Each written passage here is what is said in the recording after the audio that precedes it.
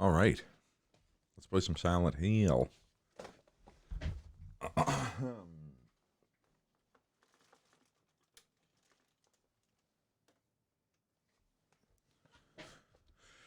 Where's my standard definition capture? There it is.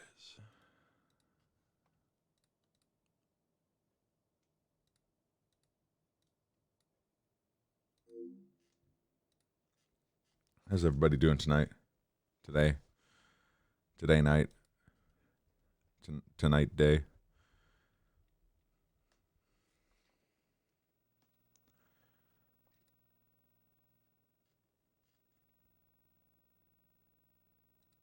Probably make the dancing boy a little bit bigger. Yeah, there we go.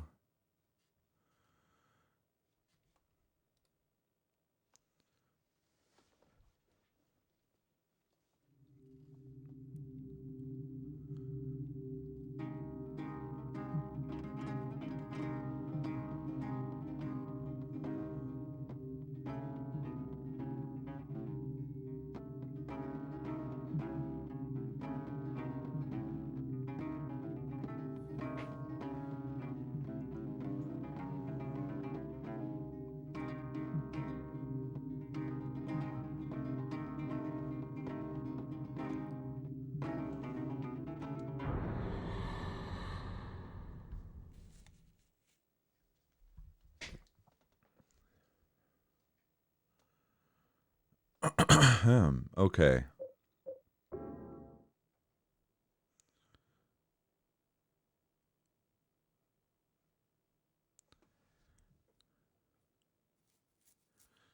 So time for Forest World.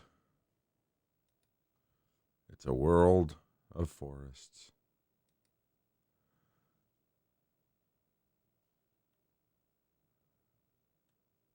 Oh, one sec here. Oh, right. Lamp. How's it going, Night Arcanum?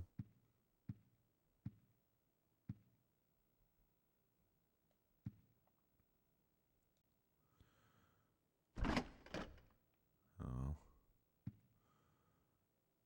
Good. Slow day at work. That's good.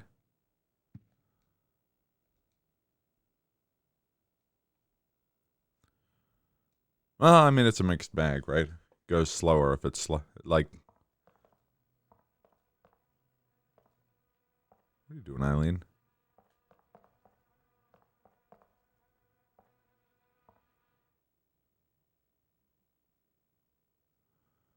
Probably like a bee out there or something. Oops.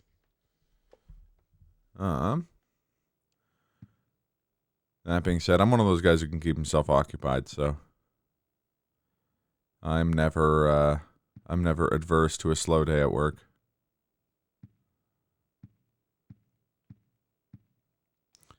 Now, if I remember correctly, we basically just came back here to heal.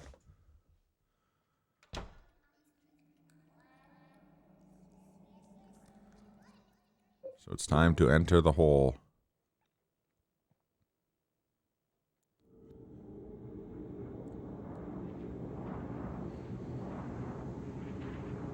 Well.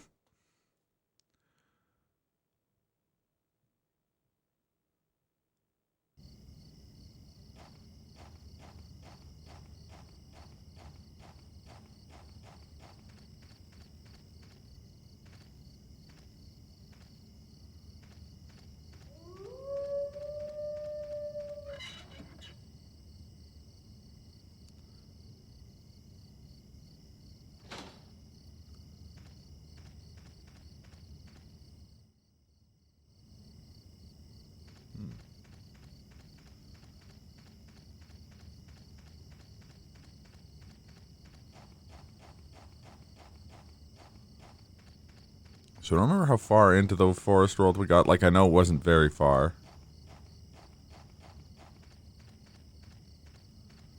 All I remember was encountering a bunch of those little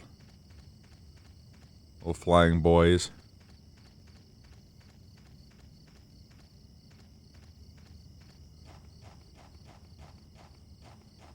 messing them the heck up.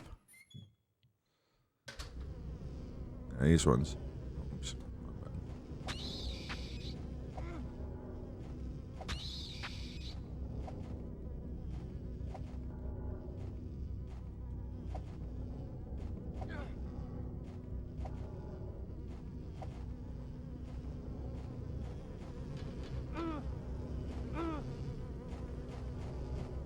I'm just gonna ignore them this time. Ow! Sprint right past him.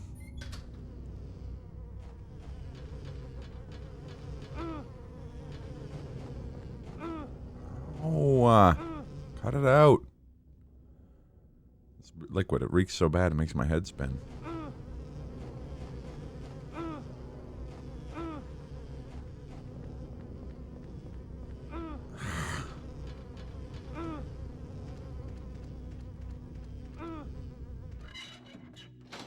Those guys will stay dead if I kill them off.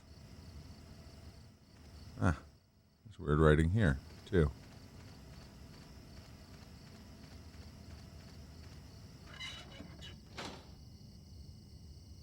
Oh.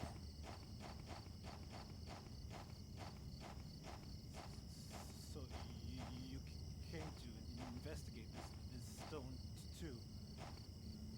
There was another guy here before, a real nosy guy.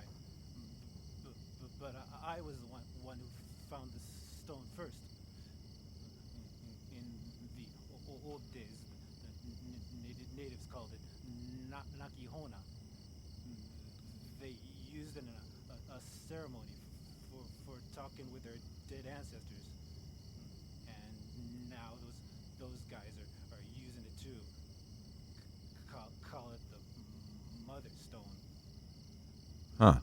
They're just up ahead in that weird building, operating some kind of crazy religious cult. They used to collect orphans and did things to them. Kind of gives you the chills, huh? It's weird that this isn't a cutscene.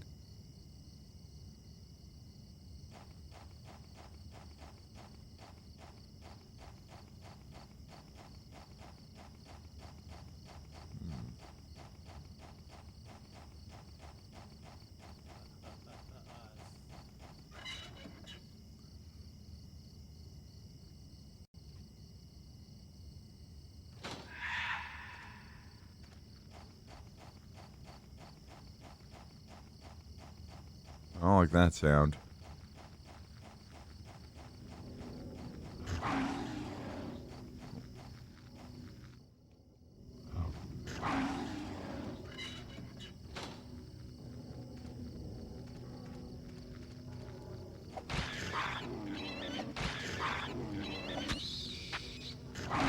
Oh no. The monsters of Silent Hill have taken a combined arms approach.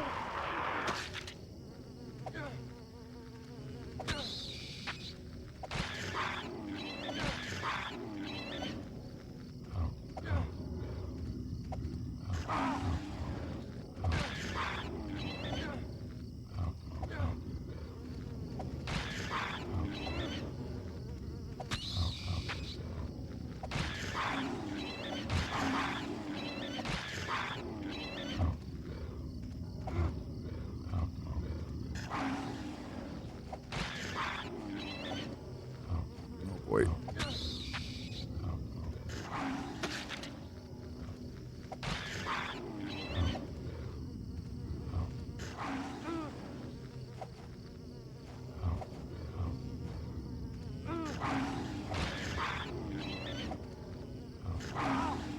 These guys are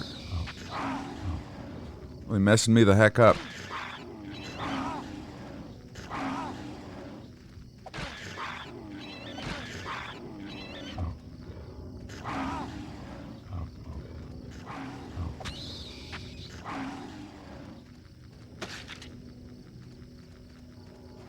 I'm just gonna...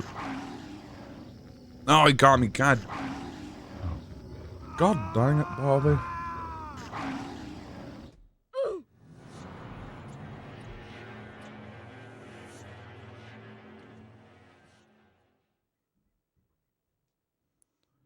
Alright, maybe we gotta try a different approach.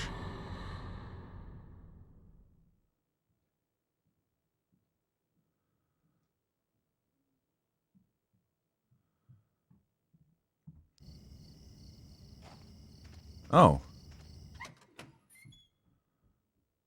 He mercifully gave us a,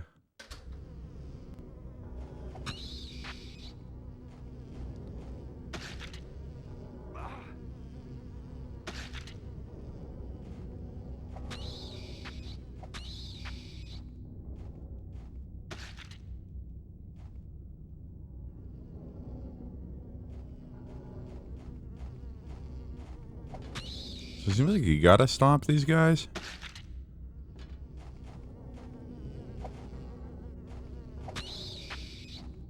Otherwise they come back.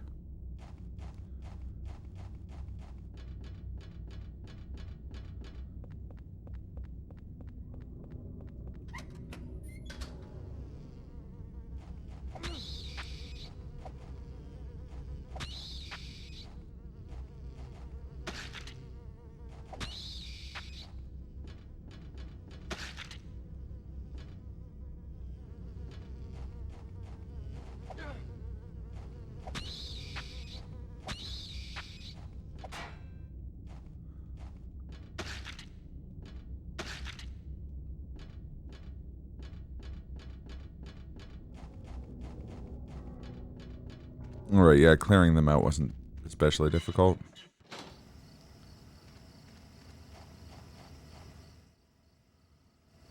Was this car here before? How did I miss this? Jesus. Trash, scrap paper, something written on it. It's been a while since I came here to Silent Hill. Maybe I'll meet the devil this time. Whenever I come to a cool place like Silent Hill, I always get real thirsty. Jasper Geen.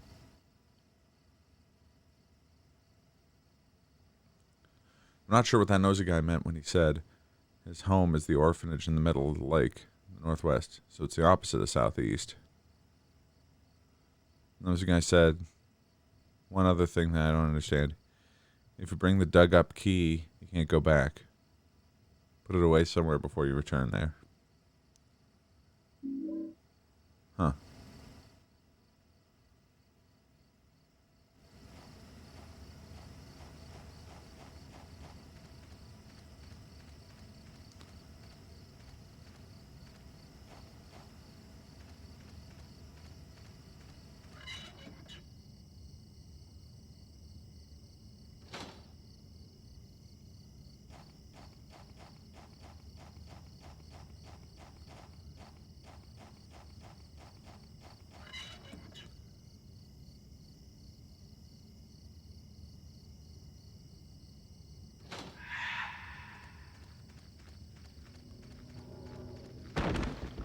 Whoa.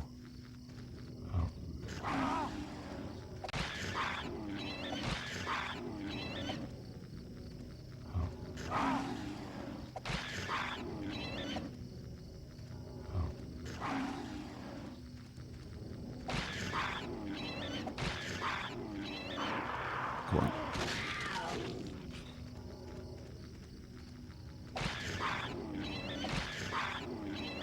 These enemies have a lot more health than I'm used to.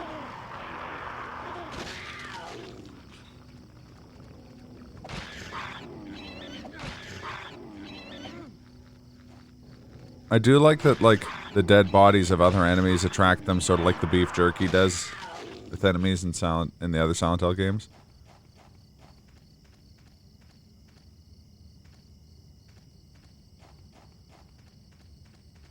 You got nothing to say about this? Really? Okay.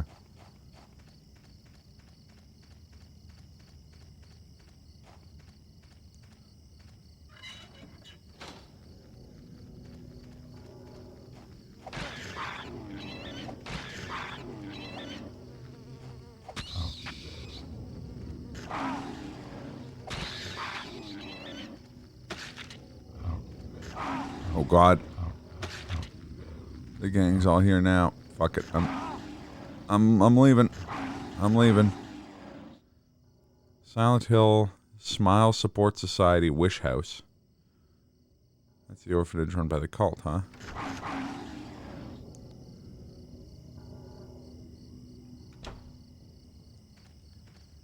Yay, another,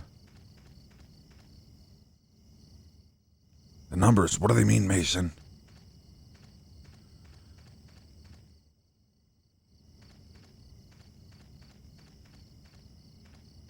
Handgun bullets.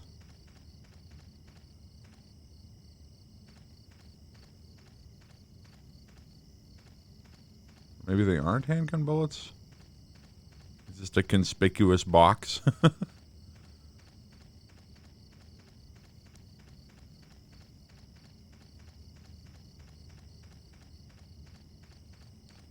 You got like 3 doors out of here.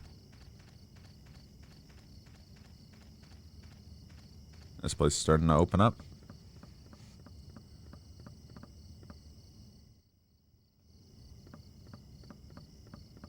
This reminded me of the temple in Kuan. The front door's locked, that's not surprising.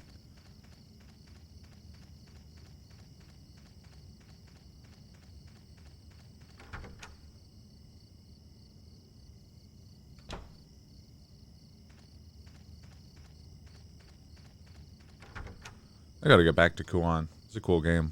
Once I'm finished either this or Tormented Souls, I'll put that back on the schedule. No reason for all the spooky stuff to happen before Halloween. We can have a little post-Halloween spookums.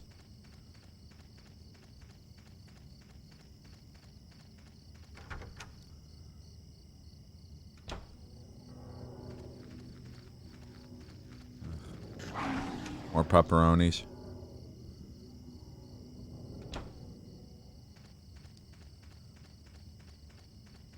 Oh, there's another path over here. Wow, there's a lot of... This is like a hub. No wonder there's a hole here.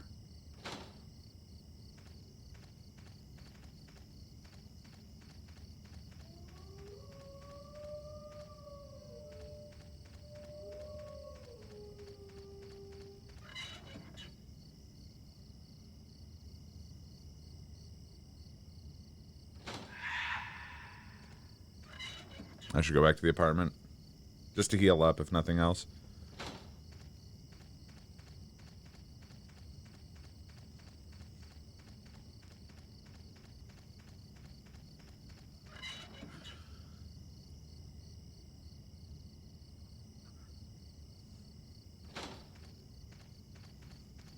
Climb up my little hairy hole over here.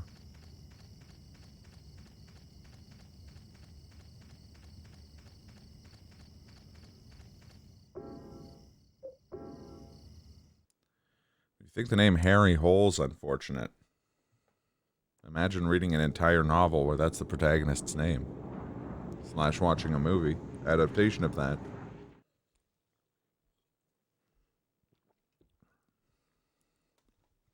I'm talking about you, the snowman.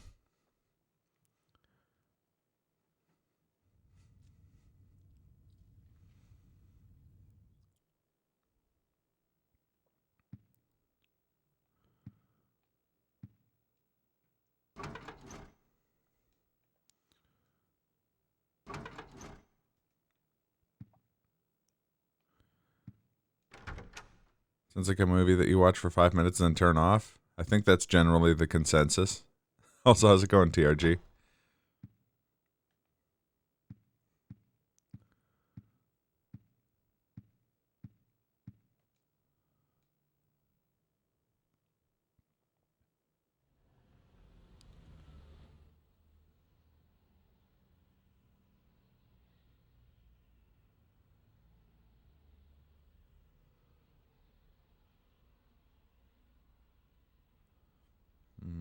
Good old Bar Southfield.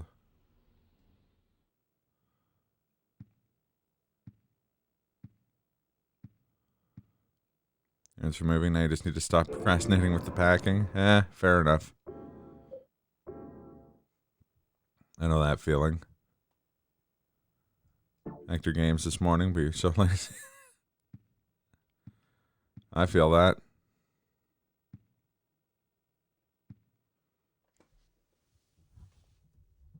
I hate moving.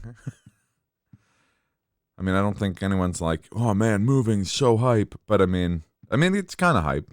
It's hype that you get to go to a new place and stuff like that. But like, hey,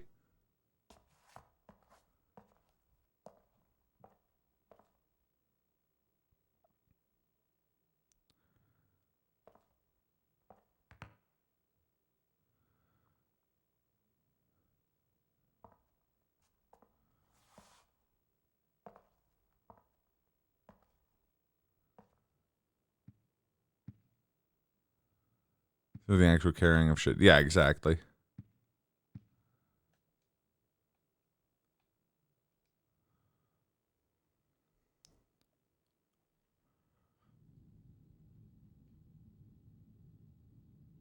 Oh, hi, Eileen.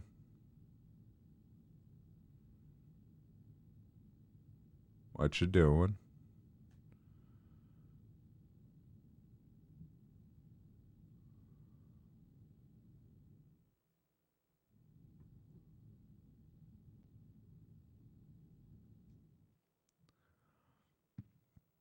You always feel like a major creepazoid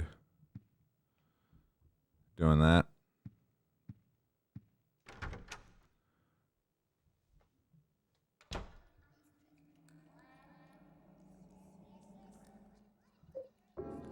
Okay, let's enter the hole.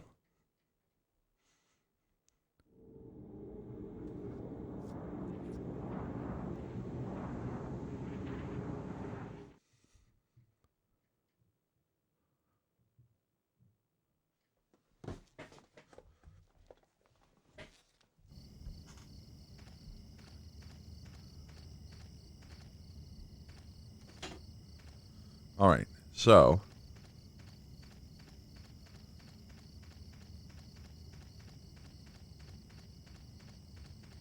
we've got a few paths forward we can do.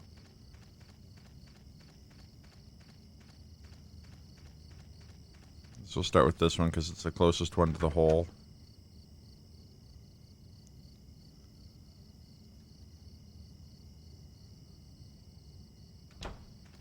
Actually, you're Melissa.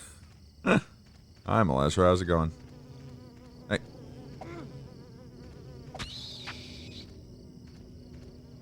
I hear you heckin' humdinger.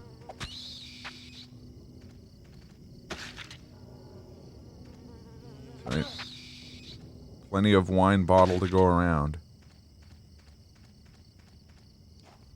Anything that's happened with this move, I've realized that you keep a lot of empty boxes for consoles and instruments and computer parts. Yeah.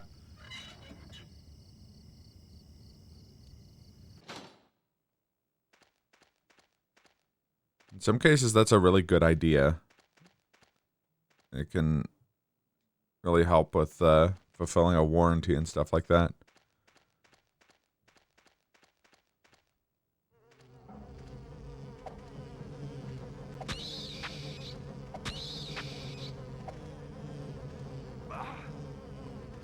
Stomp him.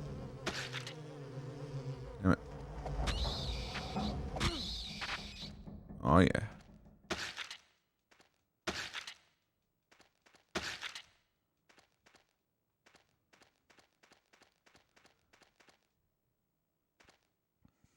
I've been working in not your department all week because my Walmart has decided not to have frozen food staff.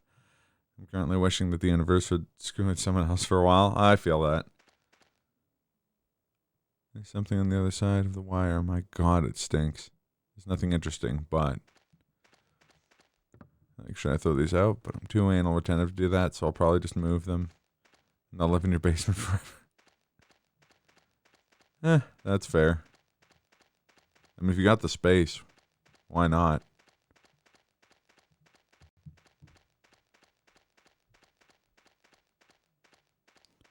Oh, there's a hole in the wall over here.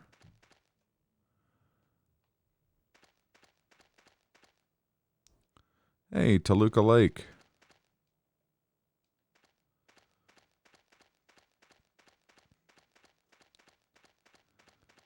Oh, there you go. Perfect.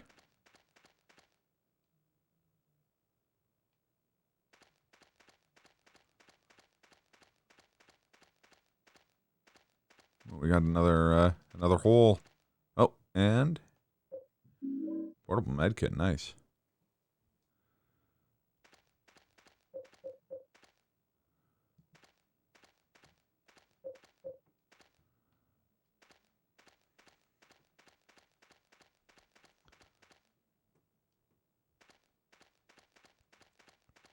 I got to buy a bunch of furniture and a second TV. Oh, yeah. Depending on where you get your furniture from, you've either got to get it delivered or assemble it yourself.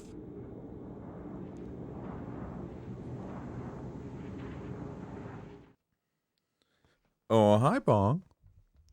Do do do do do do do do do. Oh, hi, Eileen. So, anyways, how's your sex life, Eileen? Yeah, good thinking. I did not crit her. I did not. Oh, hi, Medusa.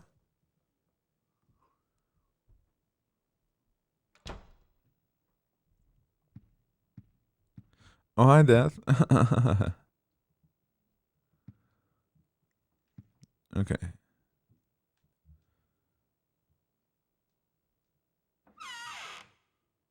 So, I can't imagine I'm gonna need subway coins.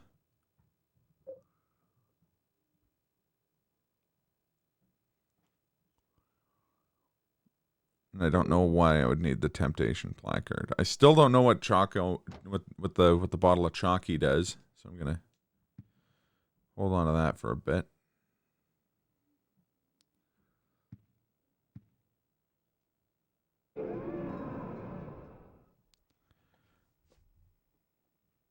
No, I don't mind building furniture. It's time consuming. It's another thing you have to do.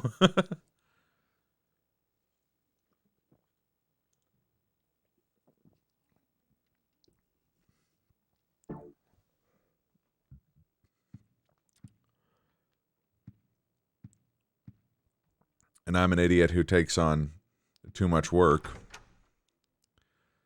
So between working full-time streaming and all things considered, close to full-time work I have to put in on my game, the idea of assembling IKEA furniture isn't too bad, but it's like I would have to plan ahead and figure out a time. Preferably pick a podcast or something to listen to while I'm doing it. But actually, even for me, like IKEA furniture, it's like, okay, it's like an afternoon. Like, it's really not that big of a time commitment.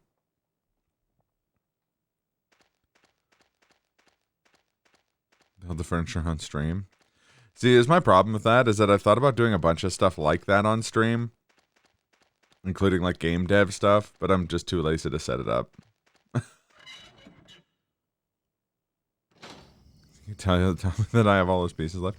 I also don't have any IKEA. Like I have a shit ton of IKEA furniture, but it's all built. Like I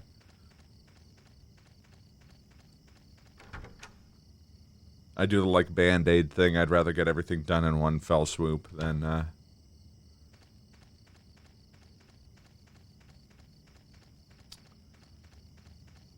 think I can deal with these licky doggos. Licky jaguar doggos over here. Now that I know that they stay dead.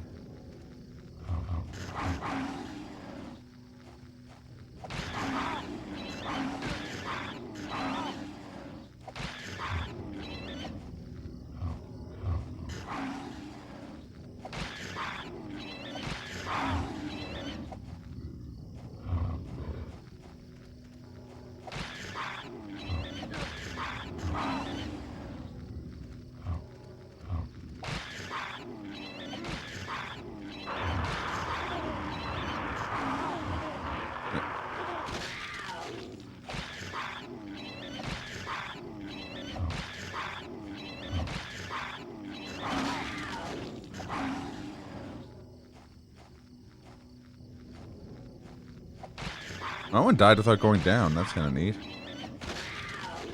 So did that one.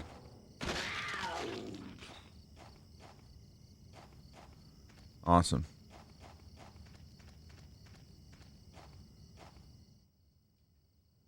Wish house. Poggers. How's it going, Mobile Joe?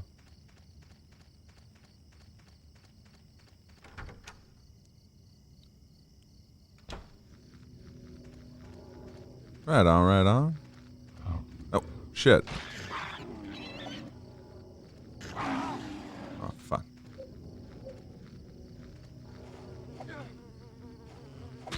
Oh, we got humdingers in here, too. Oh. Squash them in the nuts. Jesus, there's a bunch of these licky boys.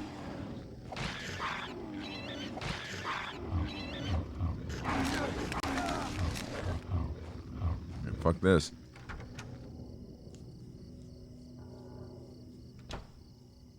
Marketing items by not being on the Atari Jaguar.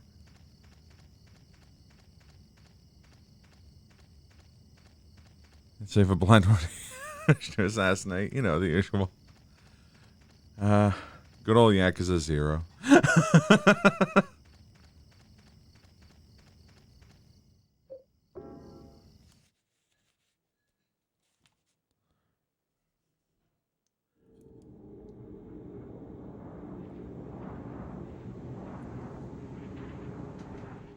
No, not the hole. Don't go in. Look. If we don't go in the hole,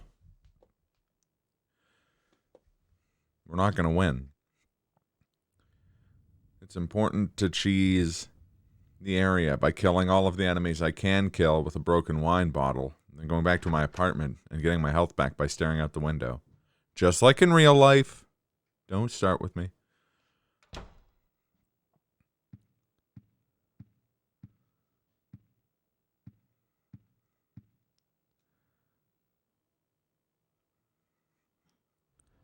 They made a movie about digging holes. They did. It was called The Shawshank Redemption. And the holes were clapped.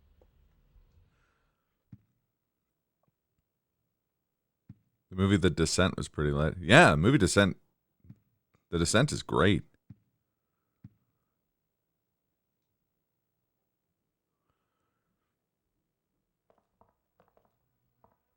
She's still dealing with bees. Or invisible assassins. I mean, it's one of the two.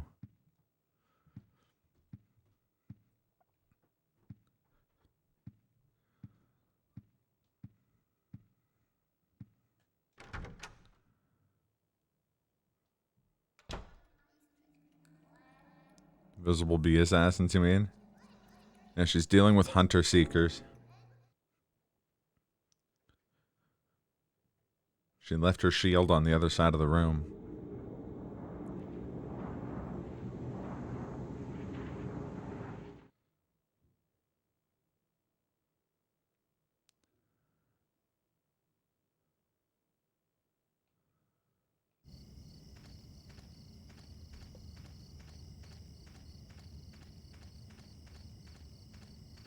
That one episode of Black Mirror with the bees. Yeah, exactly.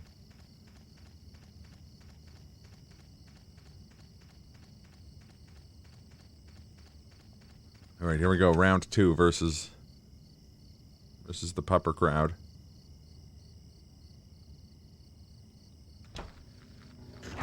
Oh, Jesus.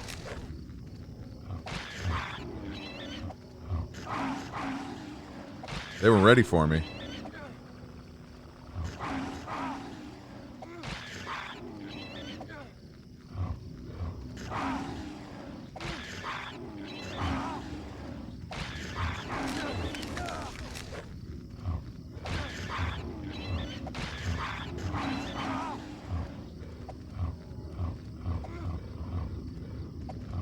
Oh, crap. It's the wrong button.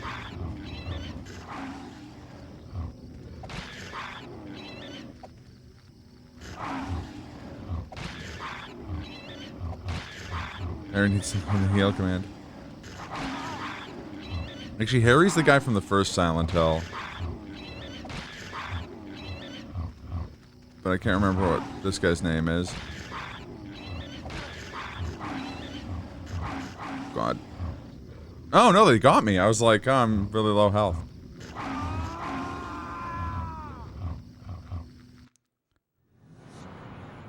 The whole just a metaphor for your spicy ketchup-induced dreams.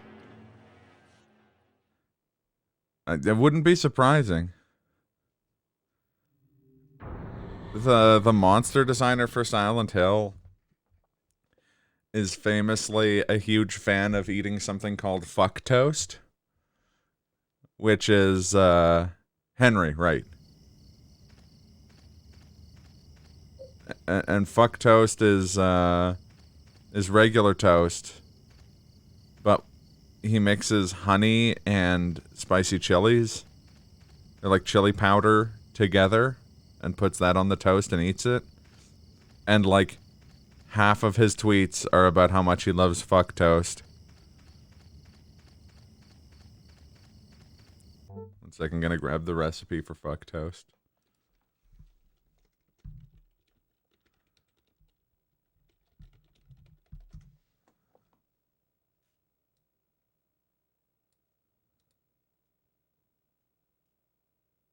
Spicy honey toast, yeah, I can see why. Yeah.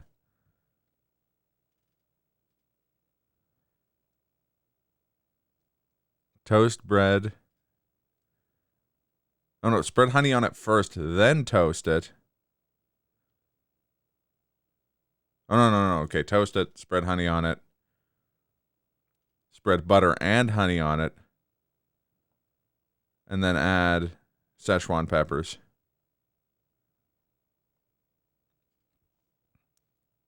And that's how you make fuck toast.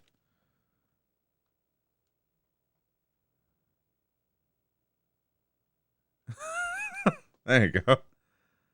I trying to put that shit all. Masahiro Ito, by the way, is the guy's name. I totally forgot. Okay, this time I'm just gonna run past him.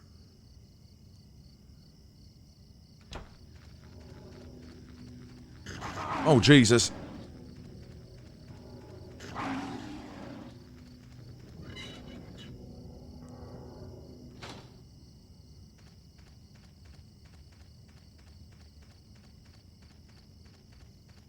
Alright, what we got here? What we got here?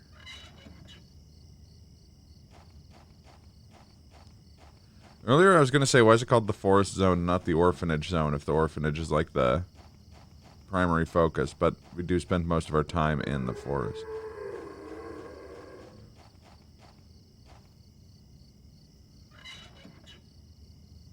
Unfortunately, we just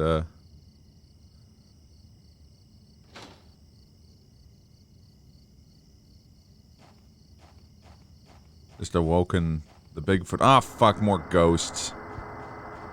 Stupid fucking ghosts. I hate them. I hate ghosts.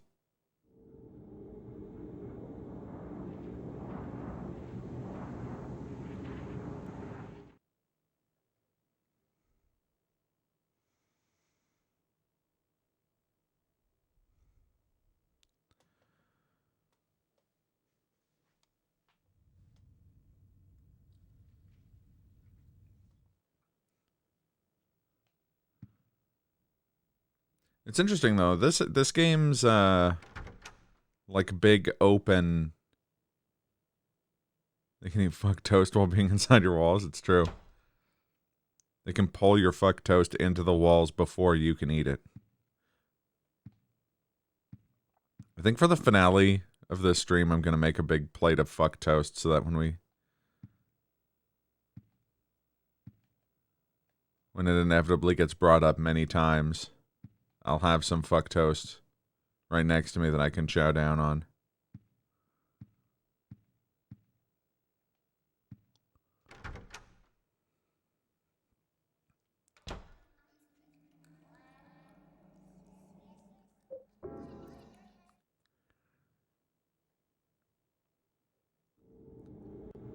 What's kind of cool about the way the ghosts work in this game is that there is a finite number of them. They all have unique character models and everything. Because, semi-spoiler alert, they're murder victims.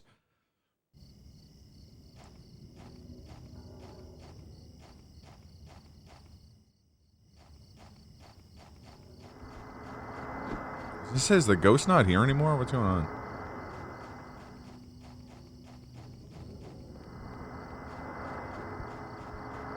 It doesn't look like there's a lot of things I can do in here, unfortunately.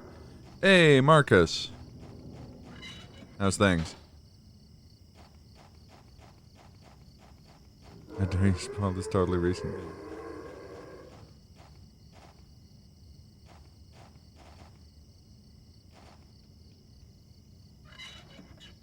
Big lurk mode because you got a fused matador. Nice.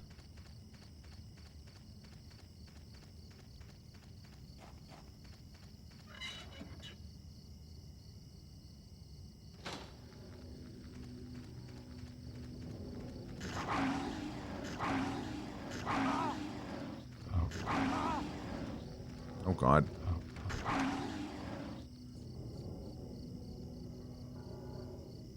Yeah, which SMT?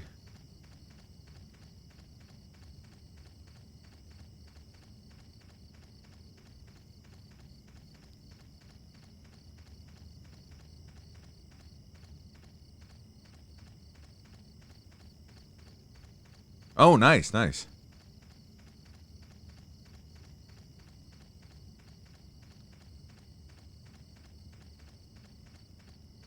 I'm trying to think which paths we haven't gone down.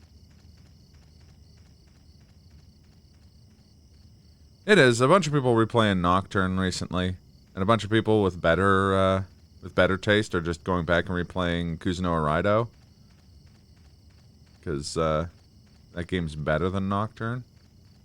This game brought to you by the Kuzunoa Raido. Silent Hill 4's camera's really good sometimes.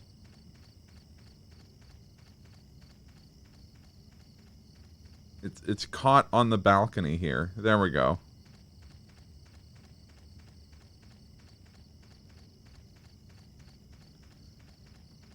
It's so close too. That's gonna be wild. Are you on decent sale for Nocturne?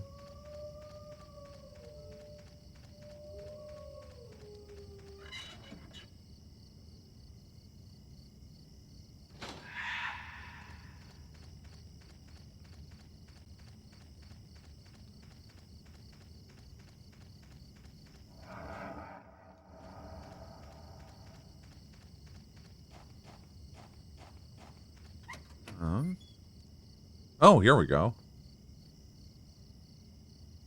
Finally some progress. Hey, little boy. What are you doing here? You're finally the third revelation. Something's gonna happen. That nosy guy that was here, he said it too. Something big is gonna happen. Finally, it's gonna happen!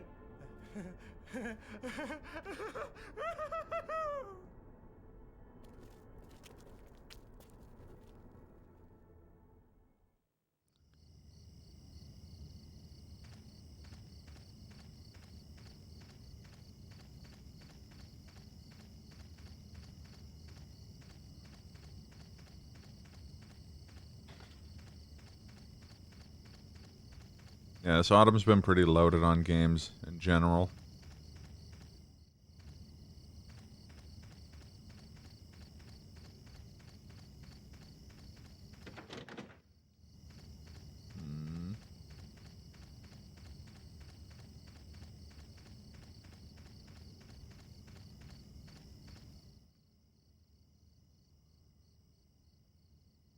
Something's thrown over there from over here.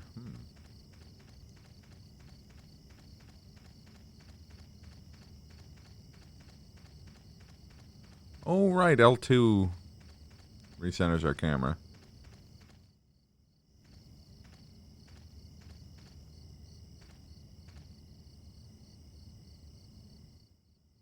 So I don't have a map of here.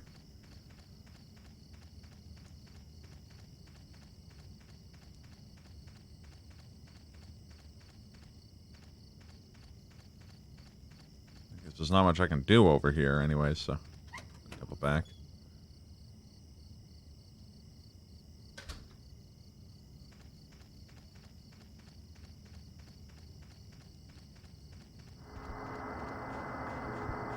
Yeah, so the ghosts in this game functionally work a little bit like the Crimson Heads in the Resident Evil 1 remake, in that there are a finite number of them and tools for dealing with them permanently, but not enough to deal with all of them.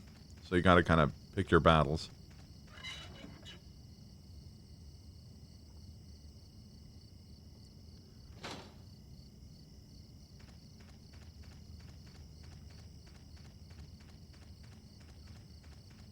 Also, I should specify that I don't actually dislike Nocturne. I think it's a really excellent game, but I feel the need to meme on it because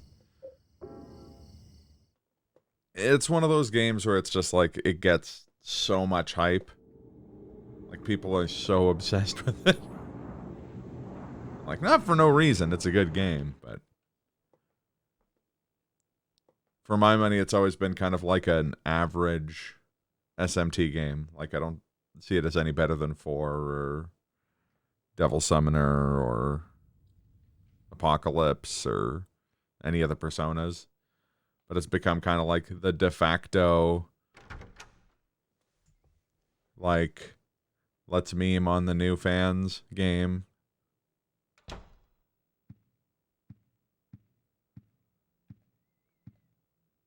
Which again has nothing to do with the game or its quality, it's just fandom's gonna be fandoms.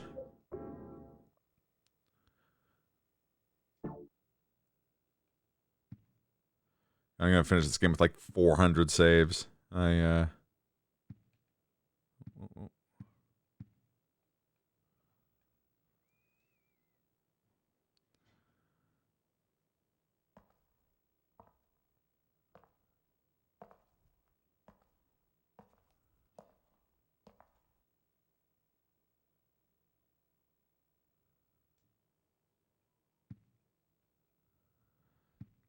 Being overrated, however, just because it's overrated doesn't mean it's still a highly rated game. Yeah, oh, totally. Totally. And I mean, it's the exact same attitude towards Persona 5 and Persona 4 before that.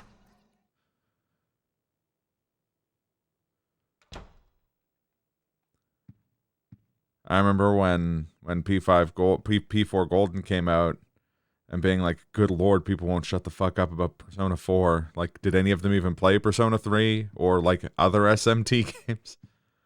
But I'm also like maybe a little bit more forgiving on that end because I love Shigenori Sojima's work, and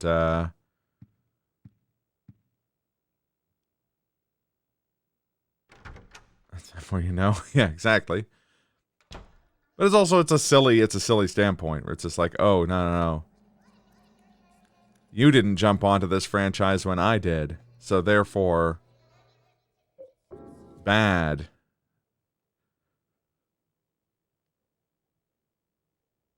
Yeah. In the end, though, it's a totally meaningless thing.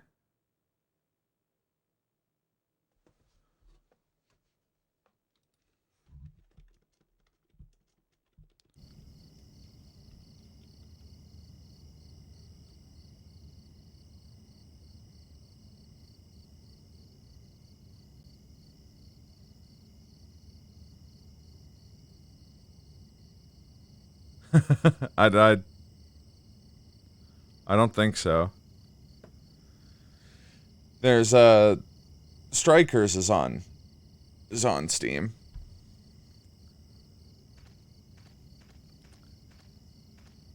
But yeah, it'd be like me getting angry at Bong for playing Sekiro before playing like Bloodborne. Like, who cares? It doesn't. There's no chosen pattern for these things. Now it's annoying when there's kind of an attitude of like erasure about the earlier titles. But that's what's going to happen when one game in the franchise is dozens of times more popular.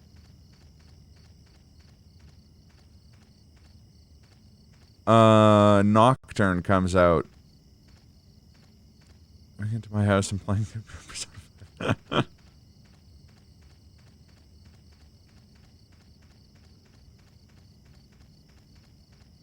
So I have no idea where I'm supposed to go. I have not... Oh, there we go. Got Jasper Gain here. The door won't open. That nosy guy gave me something really good.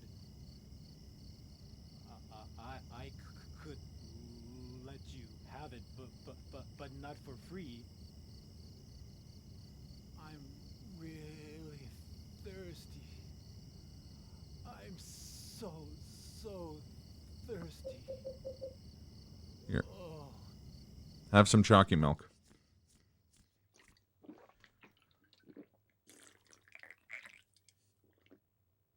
Oh man, that was awesome. Here, take this. There's something written on it. Hey, there we go. Yeah. I guess maybe I'm just more desensitized to that because people have been doing that since FF7, right?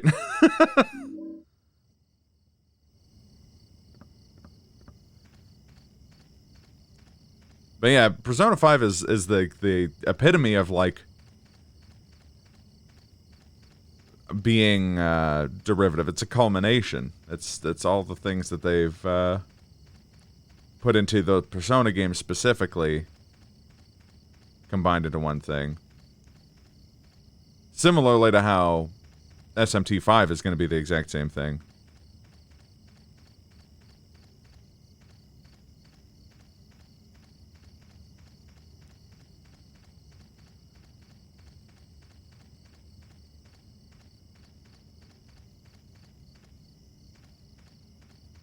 Yeah, and it plays on, like, really strong source material and stuff like that.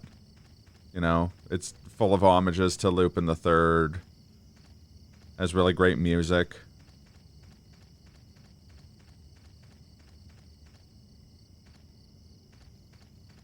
If nothing else, that's what Shoji Meguro's games really brought to the table. Was having...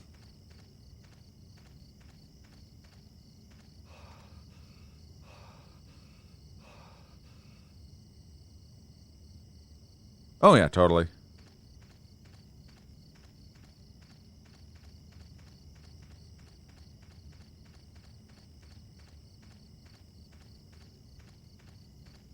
It's just a place of extremes. Nothing is good. Everything has to be the best or the worst ever. Exactly.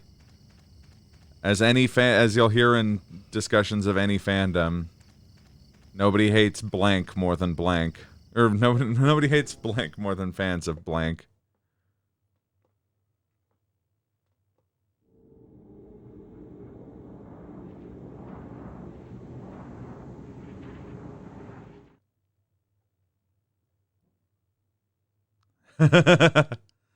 Oh, yeah.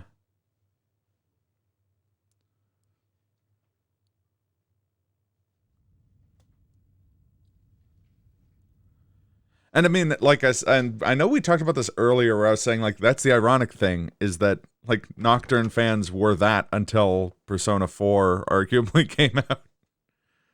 Whereas just, like, I remember growing up, like, whenever I'd meet SMT fans, I'd be like, oh yeah, I really like Devil Summoner. They'd be like, oh, Devil Summoner is shit, and you should never play it. Just play Nocturne again. And I'm like, what? Why? Why wouldn't you want to play other games in the franchise? I just picked up Strange Journey. It's a really neat... No, fuck that game. That game's garbage. You gotta play Nocturne again. And I'm like, I don't know if it is garbage, actually. It seems to be really good. SMT4, this has been pretty neat. No, fuck that shit. Throw that game directly in the garbage can. Go back and play Nocturne for it again. That's really annoying. That's another issue in general. I remember me and Ace Aegis hanging out at a friend's place a long time ago, and he refused to play Shadow of the Colossus because the graphics were bad. And we're like, hey, the graphics aren't bad. This wasn't like 2014 or something. This was like 2009. Like, the game was like 4 years old at the time. And it was just like, that's really stupid. Final Fantasy VII is the worst Final Fantasy for that reason. Well, and it's most frustrating Final Fantasy to talk about. even though it's a really good game. I mean,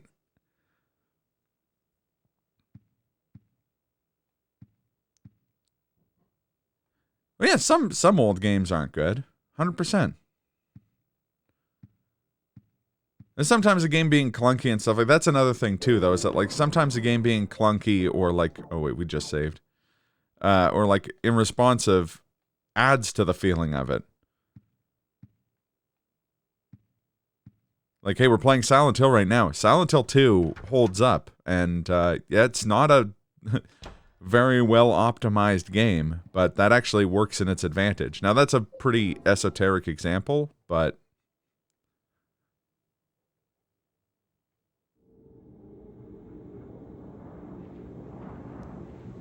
it's like the whole thing with wanting a Blue Point remake of MGS3. I'm like, I don't know if I do. Like, cool if it happens, but like,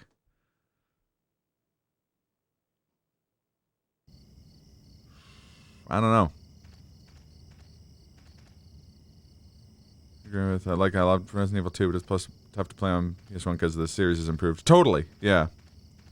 I mean, it's not to say that it like that doesn't exist, but like to go back to the Silent Hill example, like yeah, Homecoming visually has aged a lot better than Silent Hill 2. You can go back and play Homecoming in a hot minute. Homecoming has a lot of the modern advantages, but guess what really breaks a Silent Hill game? A combo system.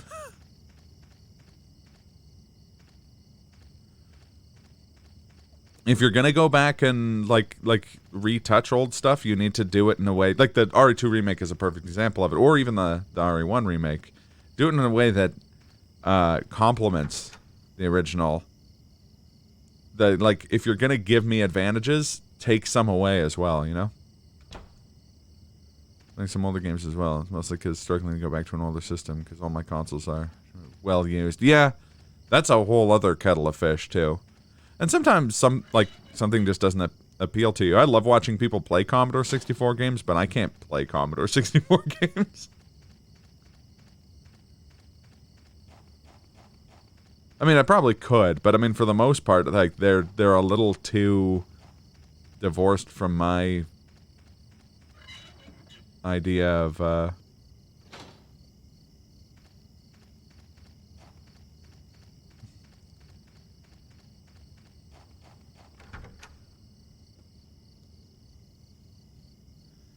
Well, see, I think that's part of the thing too with like that game though is that like it does work pretty well.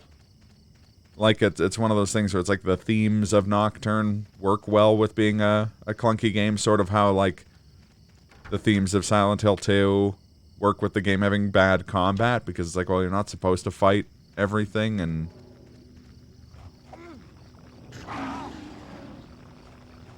is this the room with the 4 guys? Ow. Buzz off. God, I hate these fucking assholes.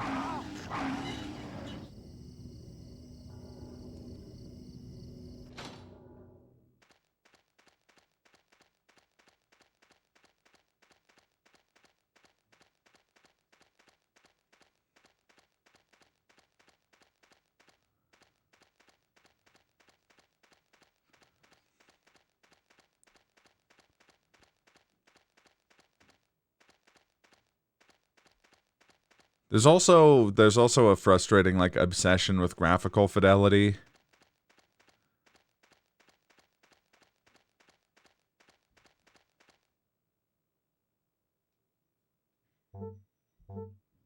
Maybe I should just be like trying to use the trowel everywhere.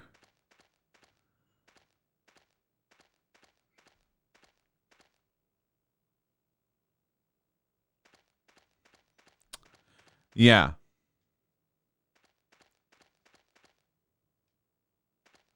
In the MGS games with me, a series I've always loved from afar. I knew I'd love. But, jumping through the hoops. Point of playing them by yourself. Nah, too much work. Oh, totally. And MGS is a classic example, too, where it's just like, well, where do you start? Do you start with Metal Gear? And if you do start with Metal Gear, are you going to emulate the PSX, or are you going to emulate the MSX version, or are you going to play the NES version? And then are you going to do, which Metal Gears are you going to do after that? Are you going to do Ghost Babel? Are you gonna do fucking Snake's Revenge? Like, okay, well, no, I'm just playing through Metal Gear Solid. Okay, cool. Do you start with MGS1 on the PS1, or do you start with the remake for the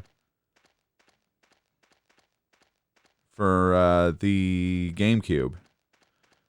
And it's like, oh well, I mean, they're reciting the dummy thick meme the entire time. Me neither, Night Arcanum. Me neither. And I did a series playthrough of those games last New Year's in a single sitting, and the dummy thick memes were had aplenty.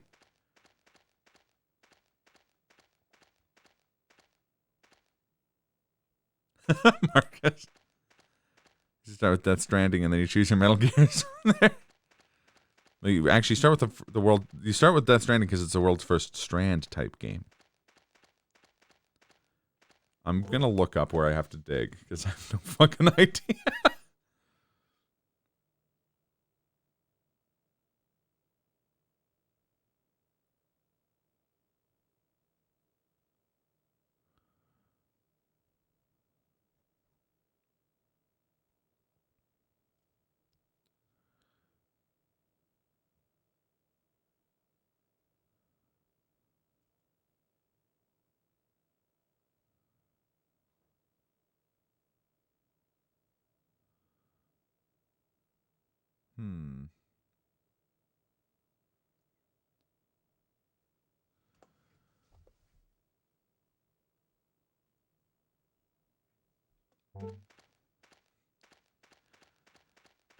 I think that donkey video on Death Stranding is really funny because, like, his, like, latest one, because you can tell, like, the whole video is about how he still doesn't really know how to feel about that game, and it's still how I feel about that game.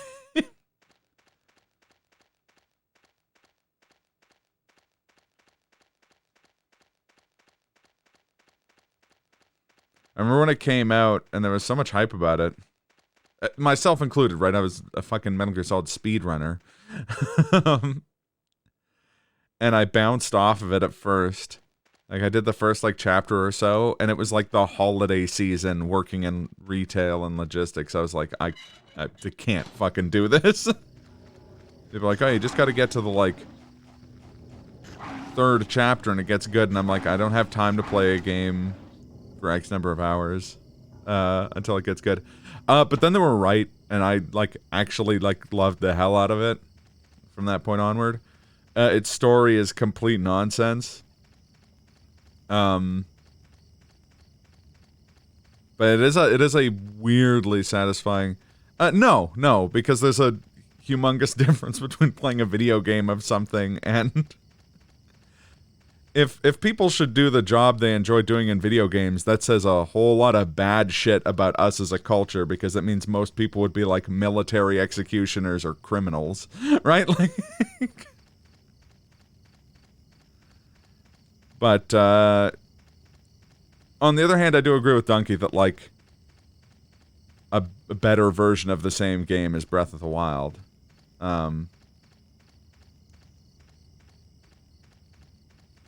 It is a cool way to do, like, the whole, like, making the platforming the challenge type of thing. No, neat game. Interesting game. I'm glad I played it. I still don't know what I fucking think about it.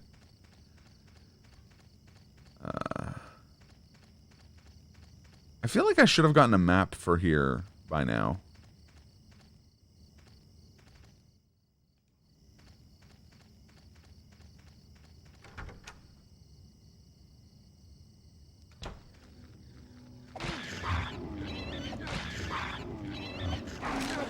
Buzz off. You know what? I'm just doing this.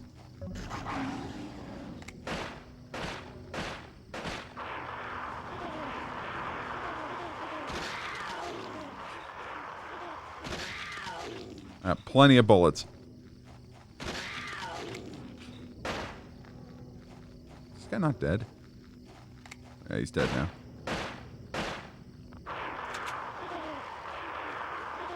I don't know why I didn't do this hours ago. Playing MGS5, I truly yearn for the traversal in Death Stranding. Imagine PS5 but finished and with the Death Stranding's traversal. That'd be cool. I think between those two games, you have a really good.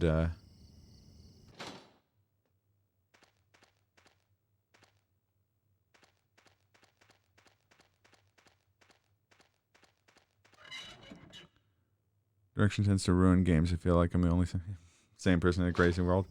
I mean that's just like a natural reaction to things getting really heavily hyped in general. So I definitely see where you're coming from. I think my take, spicy or not, on Hideo Kojima is that he is a guy who, one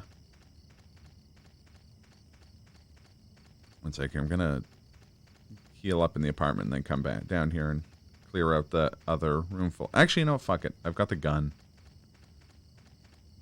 Kojima to swearing. Well, okay, let me finish my thought here. I think, like, Kojima is a guy who has, like, an innate talent, and his interests don't necessarily line up with them. Feel that way about Christopher Nolan films? That's a pretty good example, actually, I think.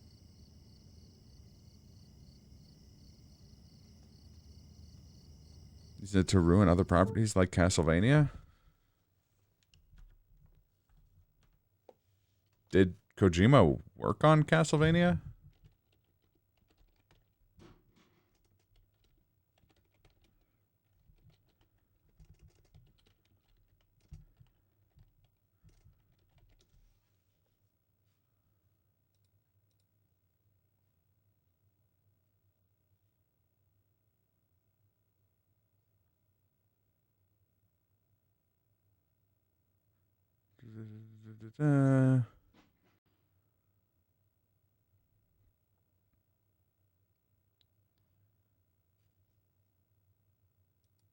Okay, so he produced. No, he didn't. He didn't make Lords of Shadow Man. He produced it. He was like a. He basically introduced the people at Konami to the people who did make that game. Lords of Shadow wasn't even made in Japan. Like, it's a Western developed title. That's why it's so weird.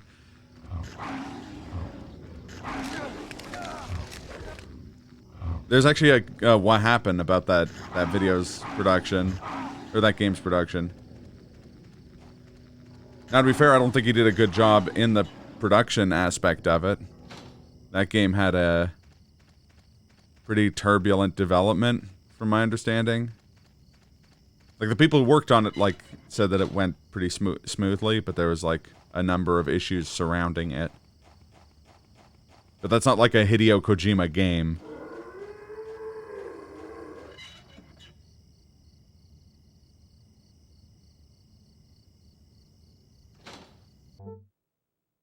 So out of touch, I've been blaming the wrong person. No, Hideo Kojima is wrong.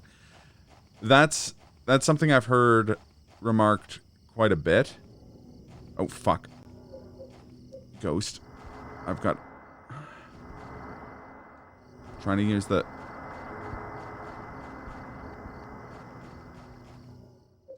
Jump in the hole.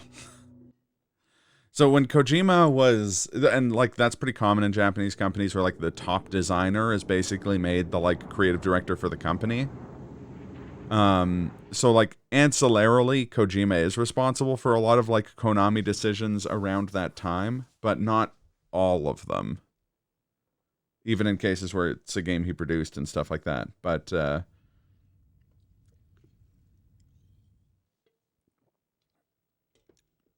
it's sort of like how Keiji Inafune during his run at Capcom was really pushing for like Capcom games to be developed by Western studios in like connected with Capcom, and that's where you got like Dead Rising and Azura's Wrath and well, not Azura's Wrath, like Dead Rising and like Bionic Commando and a jetpack one that no one remembers. No, Inafune, like, the epitome of not innocent.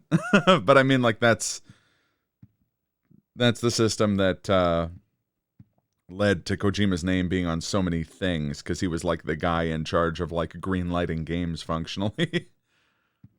for Konami for a long time until they replaced him with like a mobile / pachinko guy, and we all know what happened next type of thing. She's still dealing with bees.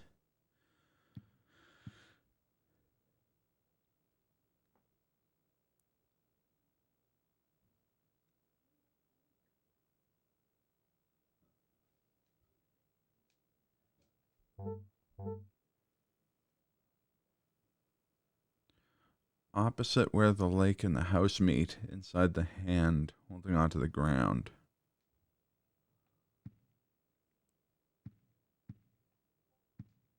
No longer meant for the industry. Mighty Number 9 to this day confounds you.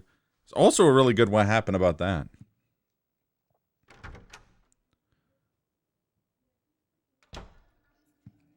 Mighty Number 9 was truly a cursed project.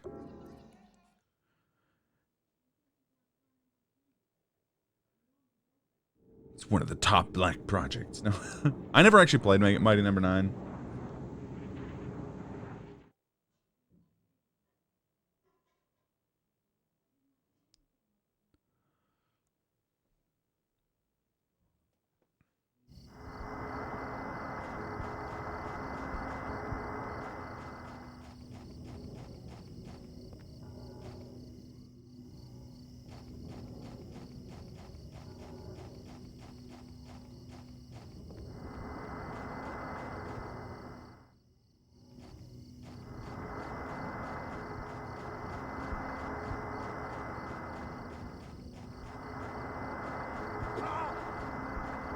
I hate ghosts so much.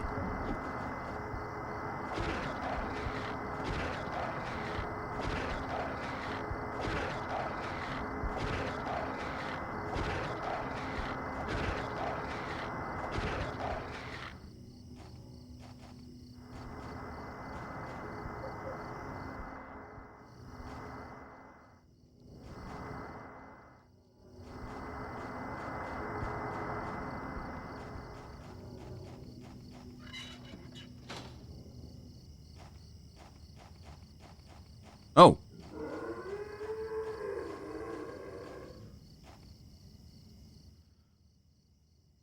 Doy.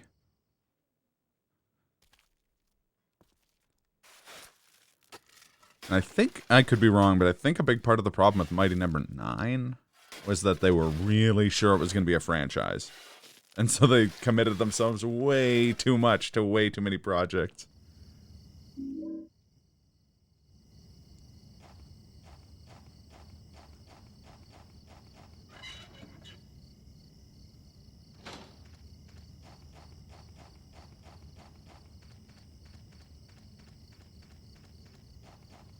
Fog is going nuts over here.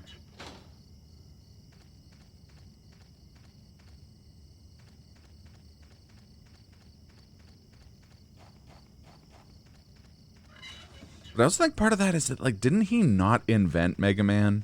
Like, isn't it a case of, like, Iga, where he like, joined the franchise, like, early on? Wouldn't have needed... Oh, well, that's what I mean, is that, like, I think when it did really well on Kickstarter...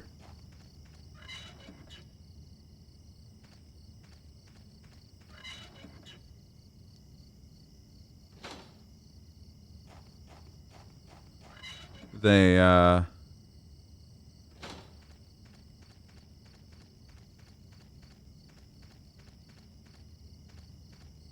God. I'm stuck in PT now. The idea was like, okay, so it did really well on Kickstarter. Hey, maybe we can make our, like, spin-offs and stuff at the same time. But those also went to Kickstarter, and none of them did well. And they definitely took time and, you know, staff away from just making their game work in the first place.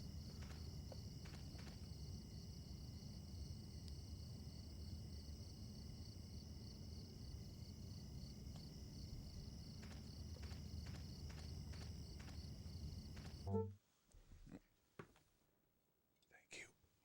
Oh, alright. Okay. Okay.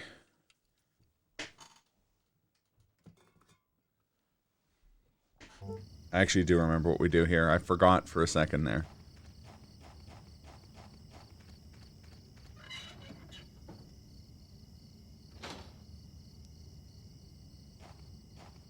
Not the guy who created Mega Man. Well, that's... Yeah, I think I tried to come in that. I'm a known buffoon, and I know that. Well, he was very involved. There we go. Take the 6 iron. Get Bertuzzi'd by this ghost. That's right. Making Todd Bertuzzi jokes in 2021. I guess the more accurate thing to say is that I didn't stop making Todd Bertuzzi jokes. He was a hockey player who, in 2004, sucker punched a player. He was like generally considered a big up and comer in the world of hockey, and he sucker punched a player in 2004, and the guy fell over and broke his neck. And Bertuzzi was like understandably blamed for it, but it kind of ended his career.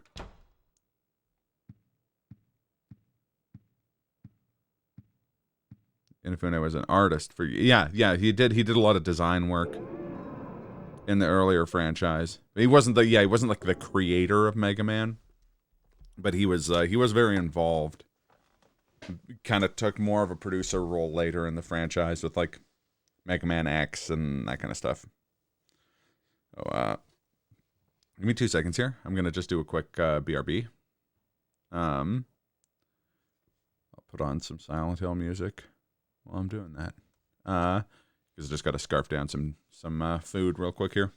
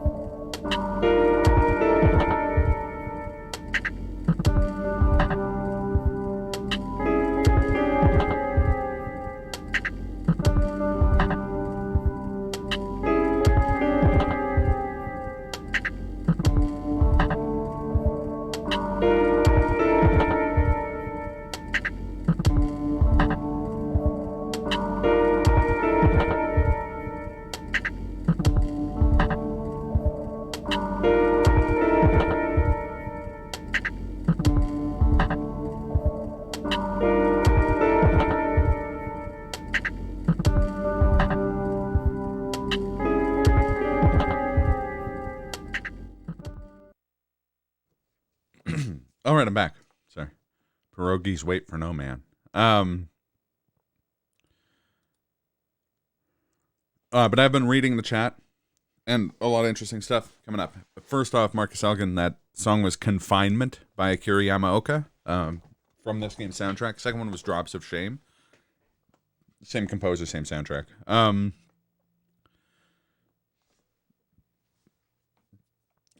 I imagine TRG with his best work being on 2 and 3. I'm kind of, I don't want to say grasping, but I'm kind of postulating here. But if I had to guess, I would say Akira Yamaoka does incredible music, even with a banjo. Oh, Akira Yamaoka is like one of my heroes. He's such a good producer. There's only an artist on Mega Man 2. Okay.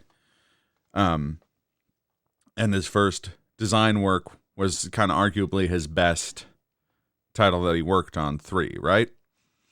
I imagine there's some amount of like first album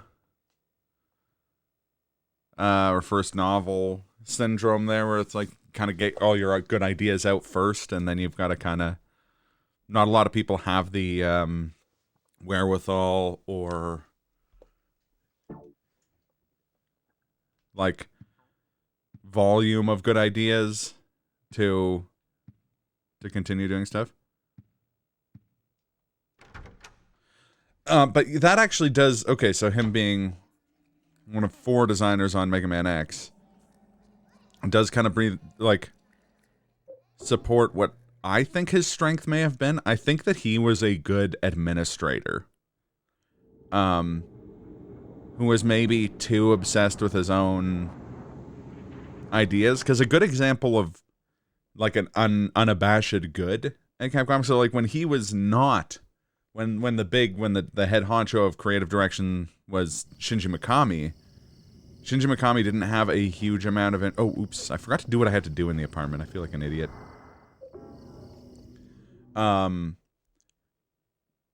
He basically got, delegated to shepherd the Monster Hunter team because Shinji Mikami couldn't be bothered. So he basically gave them all the support and stuff they needed. And that franchise did gangbusters in Japan before it did well in North America. And unsurprisingly, the guy who brought it to North America and popularized it is now the guy who's took over from the guy who took over from from Inafune. Oh, sounds good, Maul. Catch you around. Monster Hunter. Saying that right? Sounds familiar.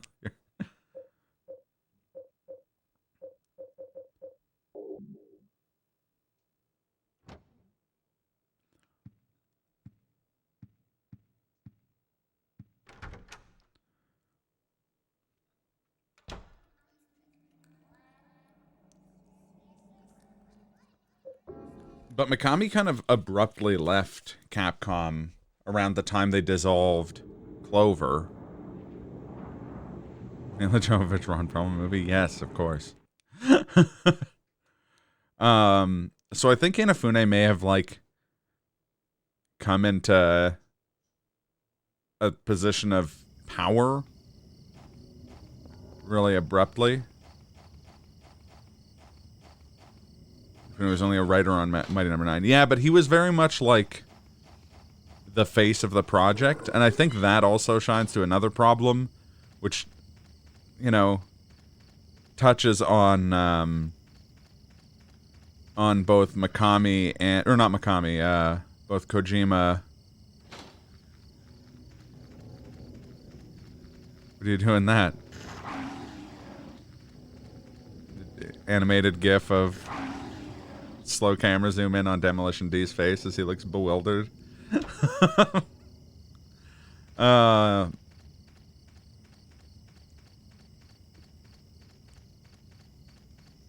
I agree. And, like, there are lots of game designers who are. Let me let me kind of specify where I'm going with this. I think that part of the issue is that we have a culture of kind of auteur worship, and video games are not a medium in which auteurship is functionally especially possible. There are exceptions. Braid, the works of Toby Fox. Some guys have really tried. Daisuke and Guilty Gear, man, did an insane amount of work for each Guilty Gear title, and a lot of game designers are like that. But the instinct is to say, oh, well, of course this game will be good. It's a Mikami game, or it's an Inafune game, or it's a Kojima game. Whereas, like, no matter how involved they are, AAA, especially AAA games, can't be done by a single person. It's not physically possible. And even if they have, like, a strong auteurship, AUTEURSHIP. Of course, it's going to be a Peter Molyneux game. It's going to be a David Cage game. Like,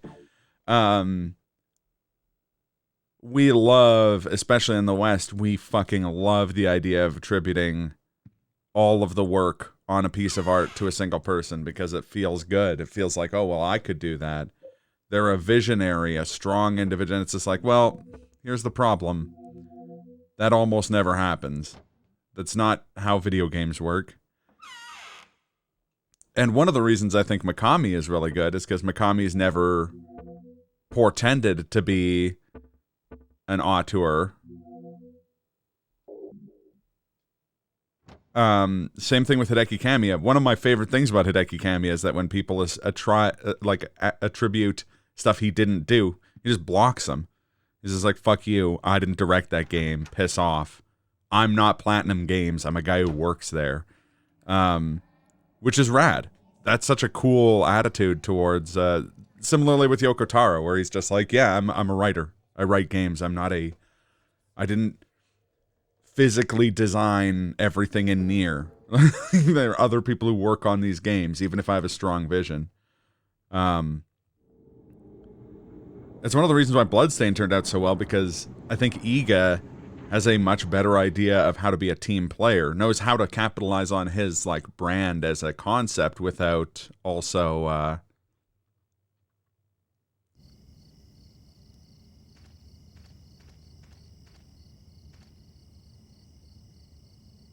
well, that's what I mean. There's almost always that, exactly, is that, like, very few people make one game, but you can have a case like Daisuke Ishiwatani and Guilty Gear, where it's like, well, yeah, he is taking the reins and stuff like that, but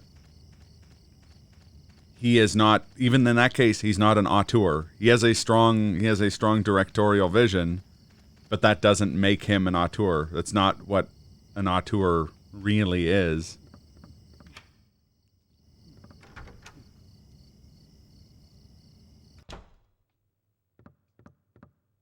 But it's also really easy to market stuff as being made by an auteur, right? Like, it's easy to say, oh, well, yeah, Swery or Hideo Kojima or Peter Molyneux or whoever. The guy who made Flappy Bird. Hey, that's an auteur. He made the whole thing himself.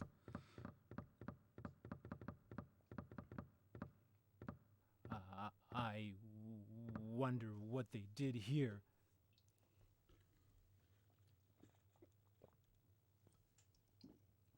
Probably nothing good, Jasper. Yeah.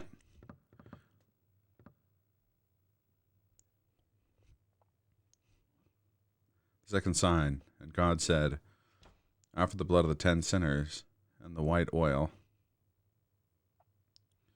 Be then released from the bonds of the flesh and gain power of heaven. From the darkness and the void bring forth gloom. And gird thyself with despair for the giver of wisdom. The third sign, God said, return to the source. Through sin's temptation under watchful eye of the demon, wander alone in the formless chaos. Only then will the foul 4 atonements be in alignment. That sounds like some cult shit.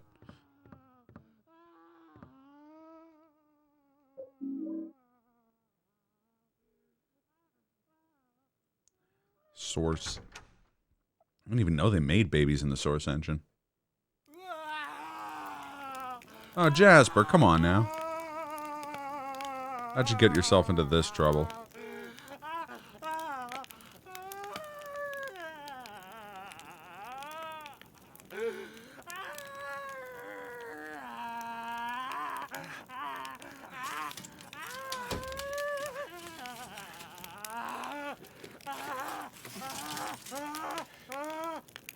I finally met him! The one the nosy guy talked about! The devil!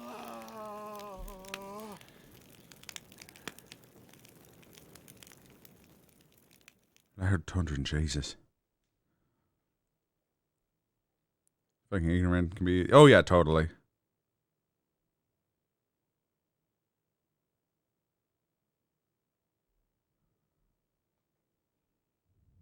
A special news report. In a forest near Silent Hill, the burned corpse of a 30-year-old male was discovered earlier today. The police have ruled it a homicide and are investigating. The numbers 17121 were reportedly carved into the man's body. Due to the marks on the victim, the police are investigating possible links to the Walter Sullivan case 10 years ago.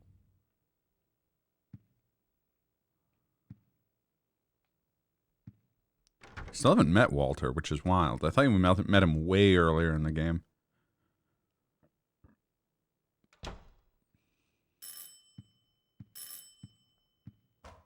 Yeah, I'm coming.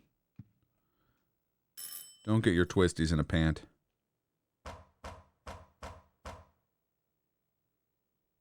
This is the superintendent. Are you in there, Henry? Yeah. Help me!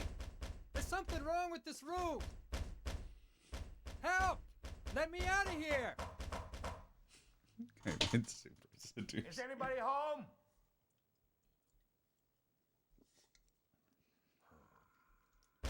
Bong, we don't use the term auteur in those situations to describe the guy made Super Seducer. In art analysis, we usually use the term visionary.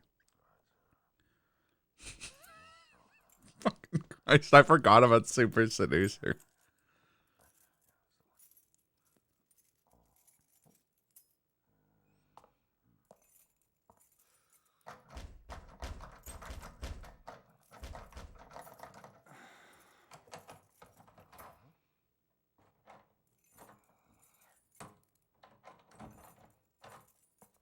That's strange. That's the right key. This is the realest motherfucker in the history of video games. Something in there.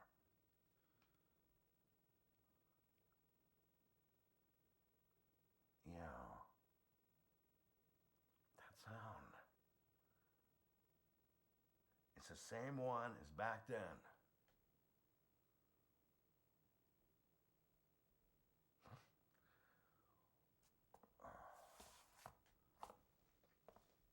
I believe Cruelty Squad was also made by a single person.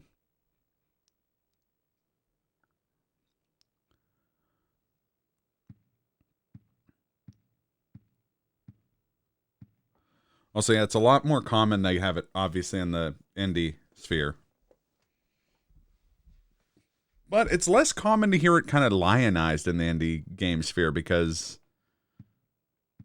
I think that doesn't promote necessarily the narrative that folks who really get hot and bothered about auteurship want.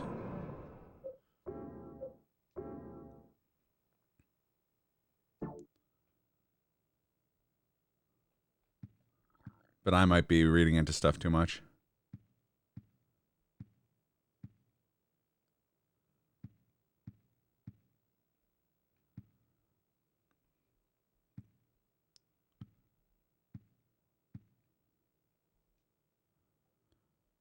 Let's see.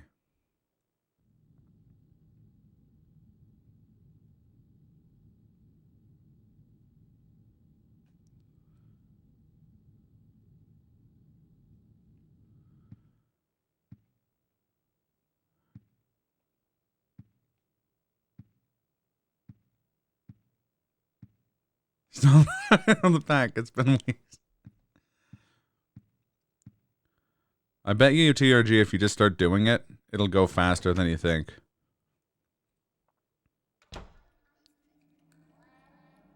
I can't. It's actually really fun going through and playing this game again. I tried to bong, but the one near me didn't have it on skip. So I'm probably going to have to wait until during the week.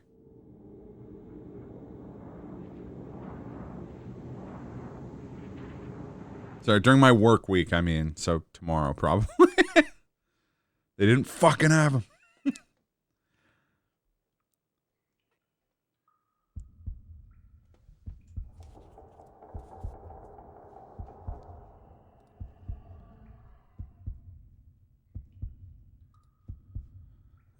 The water prison.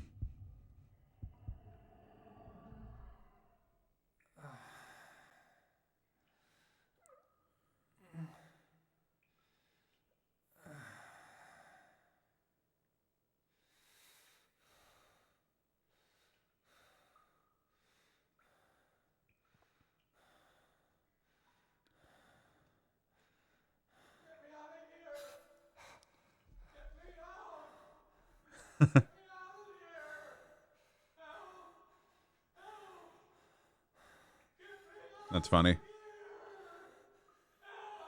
I think it probably just takes a couple days for them to get them on skip, maybe. Probably depends on if the franchisee is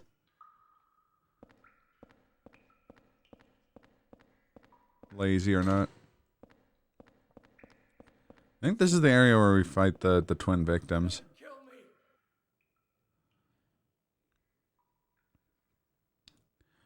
Lucky, I finally escaped from the cell. I decided to take a careful look around the building. The scariest place was the first floor basement. There's a kitchen in the northeast. But the next door is the death chamber. I have to punch in the right numbers. I don't know the numbers. It's too dark to even see the panel, so I didn't go in. He's gonna kill me. Calgary's actually the same way, but it's mostly for like opening American franchises here, because we're kind of like I think people see us as or American companies see us as like a happy medium between America and like the rest of Canada.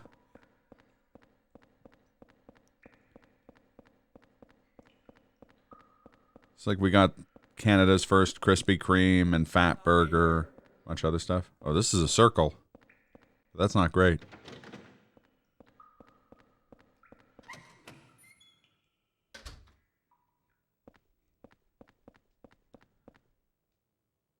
Another sloppily written note. To get to the surveillance rooms in the middle of this complex, you have to use the corpse disposal chutes in themselves. However, on the first and second floors, these cells are locked. That's so the kids wouldn't discover them. So you have to get to the first floor from one of the cells on the third floor. I know how to do it, but it's really a pain. Also, the lights only work on the third floor. So here's a cool piece of, like, architectural knowledge. It's on there, skip the dishes for the same location. Of course. The water prison is a panopticon, which is an old defunct concept from the 19th century. And the idea is that you build a jail with a tower and then kind of like an amphitheater structure where the cells are built into a semicircle facing the tower. And the idea then is that you only need one guard, theoretically, to watch all of the cells. I think it's probably... I don't know why it failed as a concept, but... Remember turning this on? When I turn the power off, the screen stays on. That's probably normal. Probably not evil or anything.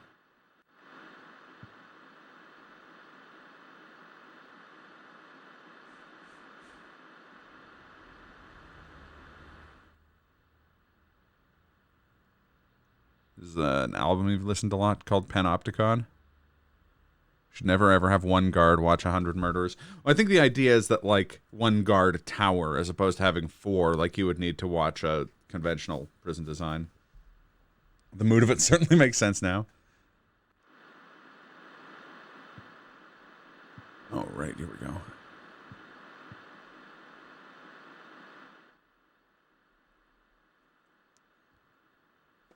Lately, I've been feeling like my life is in serious danger. I've been through a lot in my life, but I've never felt this kind of pure animal fear. In case something happens to me, I've decided to write down what I've learned for whoever you are that's living in the apartment now.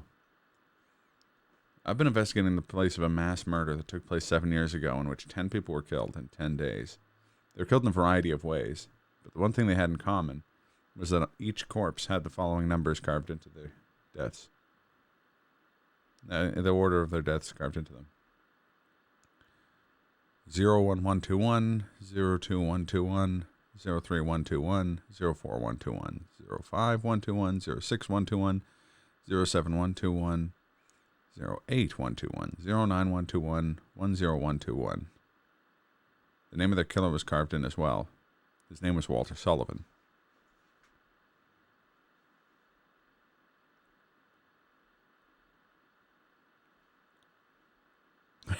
One guard.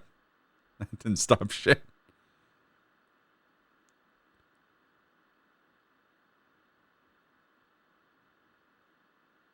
April 4th.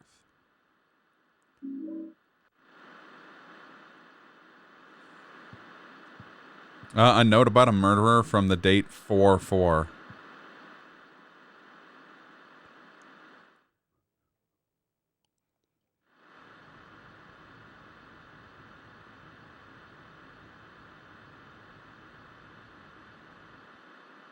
Even just a normal prison, choose to be a guard that helps smuggle stuff in. Spread that delicious noodles.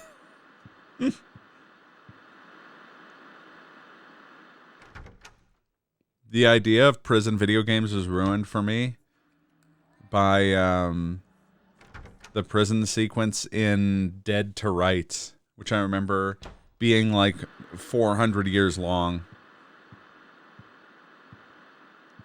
Papers, Please was so fucking good.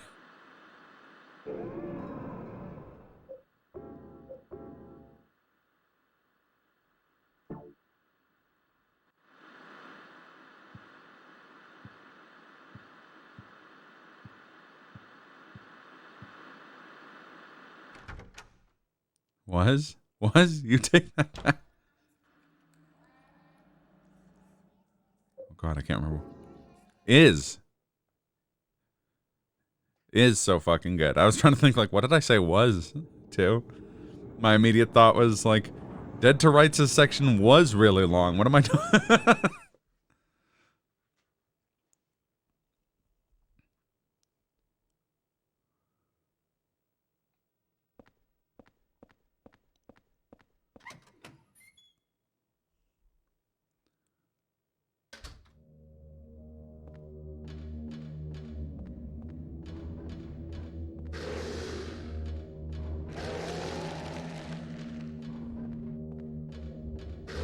You know, fuck off.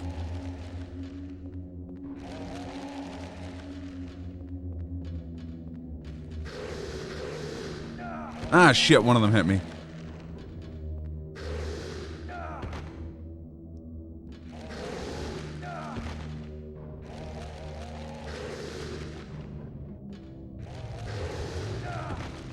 I'd watch you stream that game, Bong.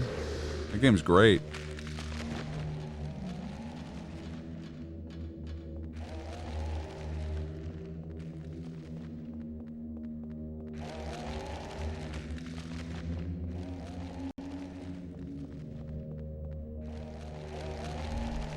I remember being stuck in the Panopticon for a long time the first time I played this game. And the first time I played this game, I played through it basically in like an afternoon. Not an afternoon, sorry, a weekend. But like half of it was this damn chapter.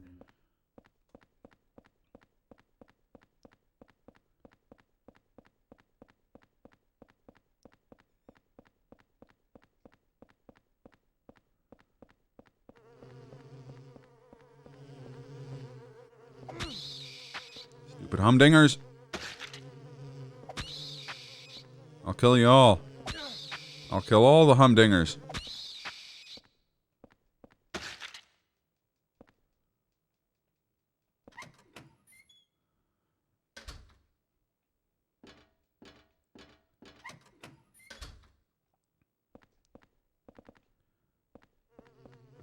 I like how, so enemies in Silent Hill are meant to represent symbolism. They all have symbolic meanings. And the symbolic meaning behind the humdingers is, how fucking weird would it be if a hummingbird head was on a bat's body and it made bee noises? It's a very deep psychological issue we've all dealt with in our lives.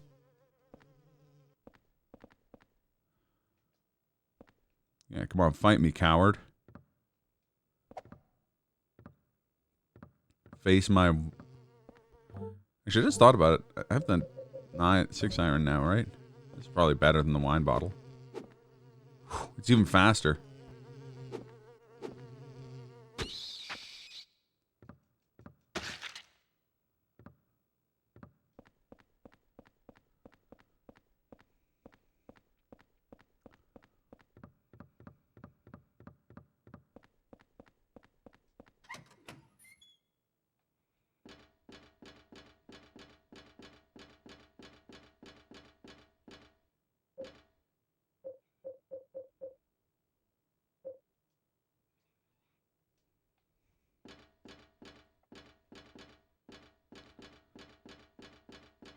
A giant order symbol.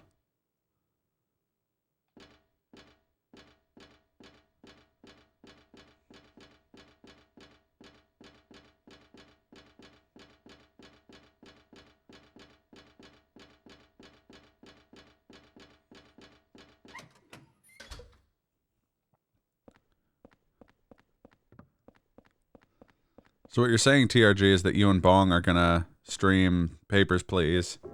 But you're gonna co-stream it as like a pair of lovable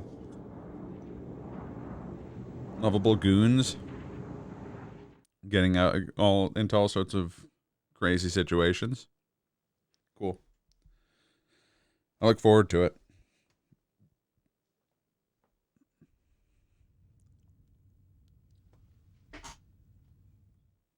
Yeah, exactly.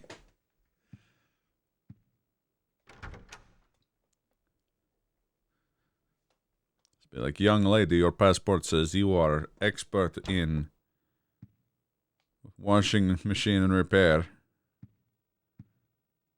You want to emigrate to country with your stepbrother. Approved.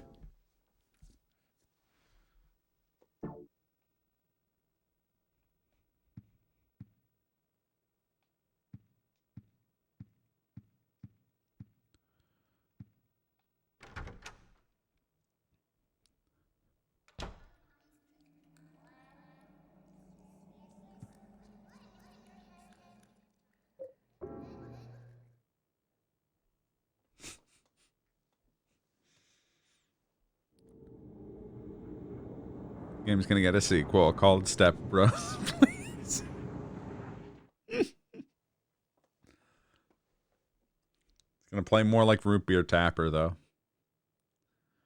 Feel free to unsubscribe from my channel, having said that. It's the only way to be sure.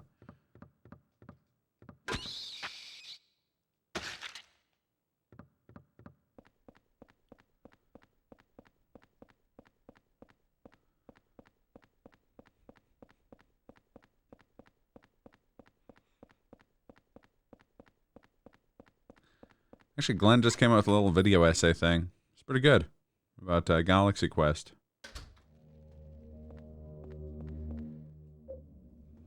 It's a ladder. Should I go up? What a thrill.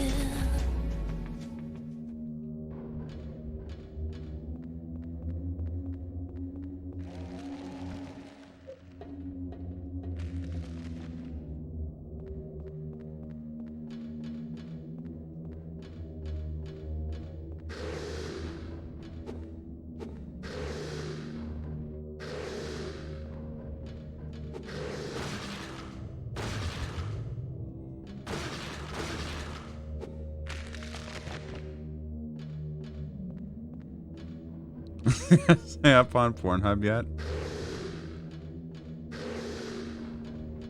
Now.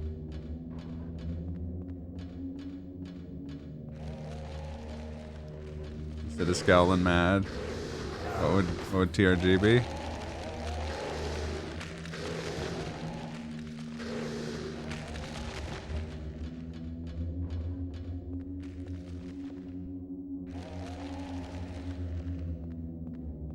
Redhead details video encounter with Tim Allen.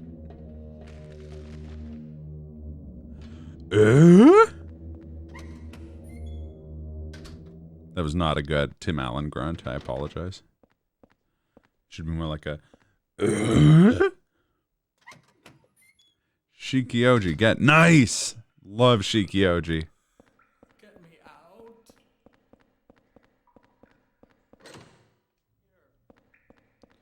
Or Cheeky Oji-san, if you will.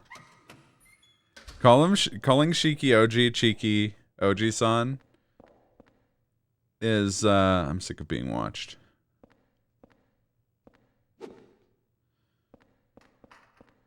Gives me the,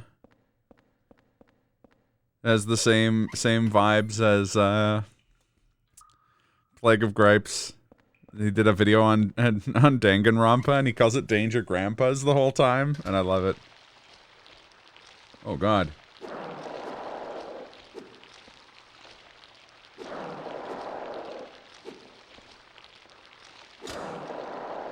No!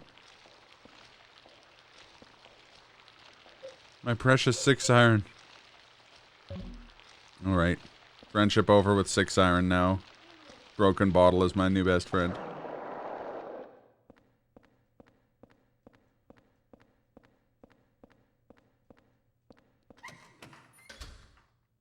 You even told you didn't have to bother with honorifics? That's just the kind of guy he is.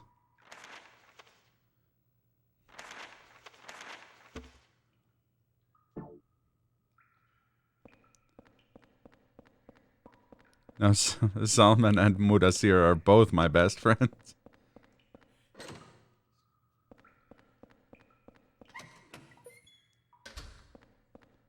Ooh, bullets.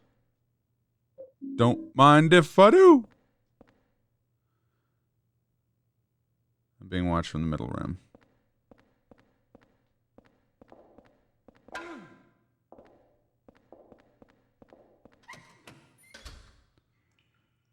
No physical and gun. Oh, right. He's gonna kill me.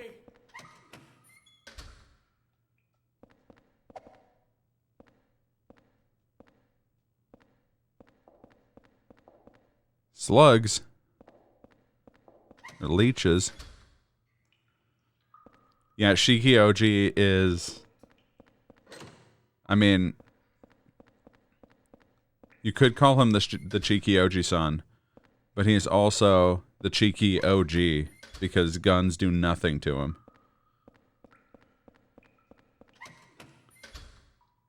I think maybe that's my favorite thing about Persona 5, is the idea of an element that's a gun. The element of gun.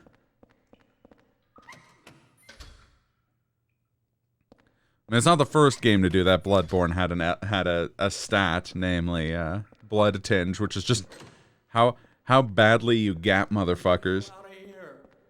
which I love.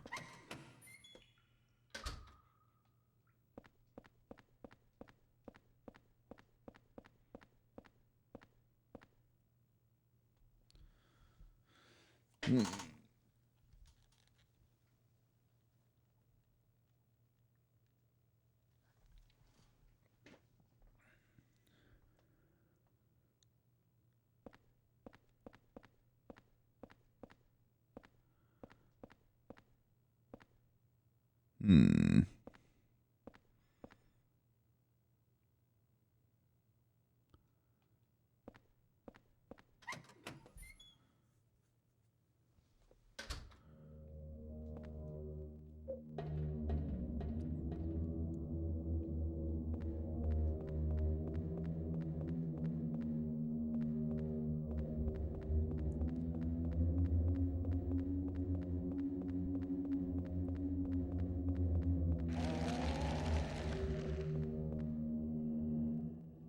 Oh, right. Saint medallions.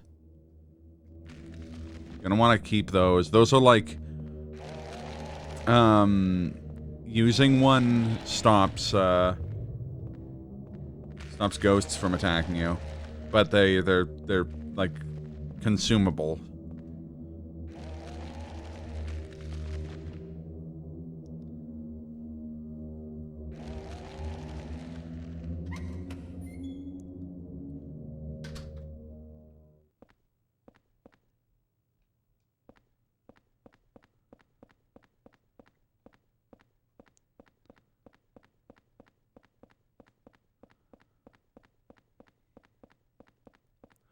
I know I'm missing something from in here, because I do remember playing this game a long time ago and missing this completely.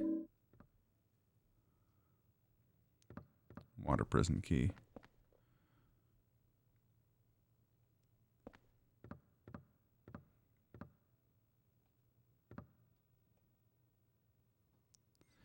Turn on the lights in the third floor cells.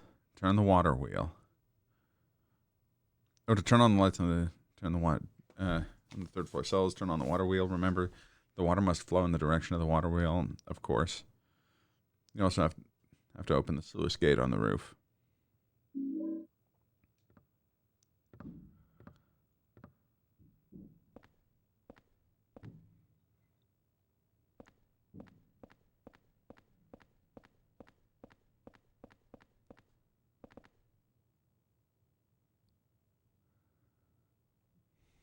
Hmm.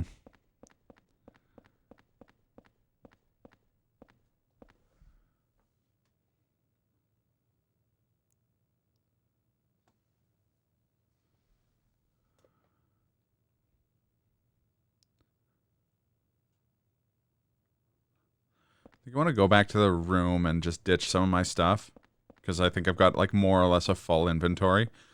Also, I think it's funny that I was telling Kaz that Silent Hill games, you don't have like inventories you can fill up. And then we play Silent Hill 4, the only Silent Hill game with inventory that you can fill up.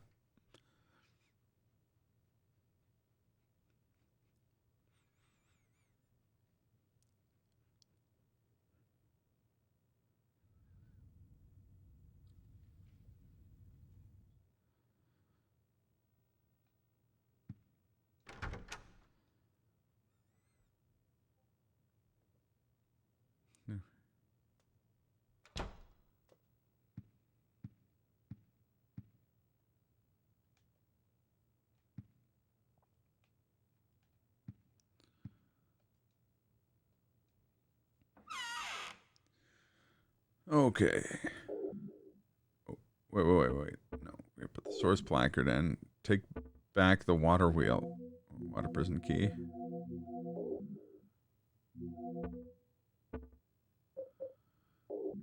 Ten handgun bullets. The Saint medallion. And the pipe. There we go. I got lots of inventory space. We might as well save while we're here.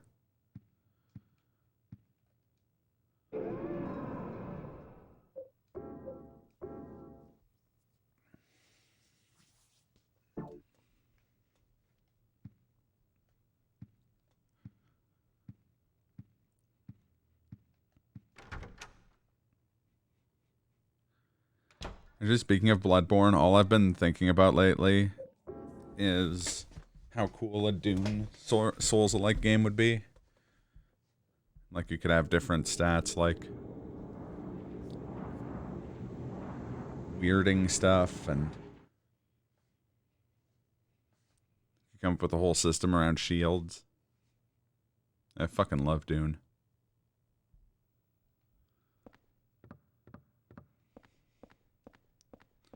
Alright, we're back, baby, and we want you.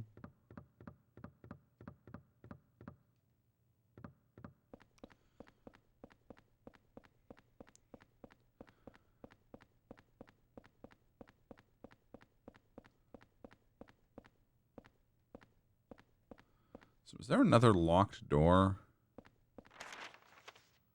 down here? Just thinking before I head back up.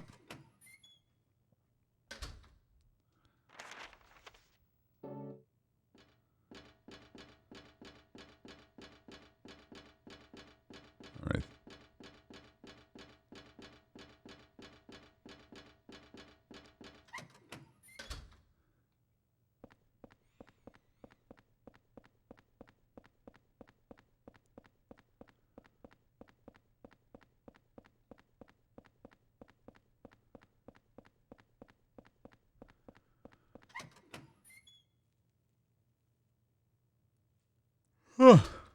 Excuse me.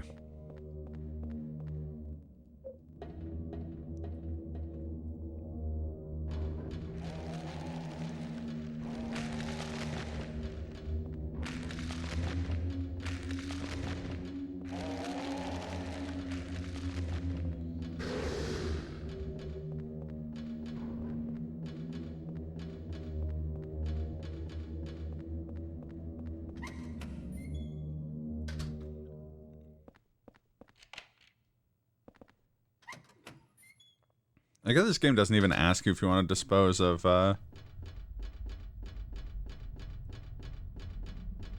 if you want to dispose of items. Like keys that are no longer useful.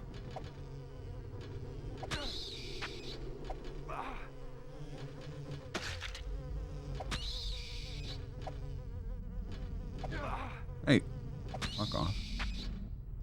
Wonder if the one that I killed and it fell off of the side of the panopticon will come back. Ow.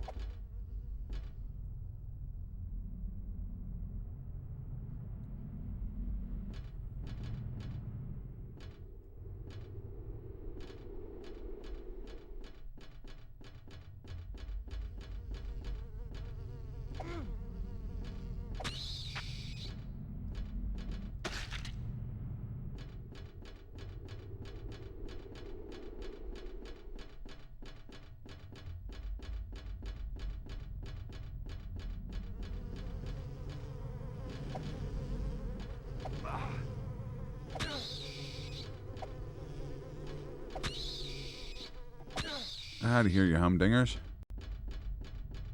Don't got time for your crap.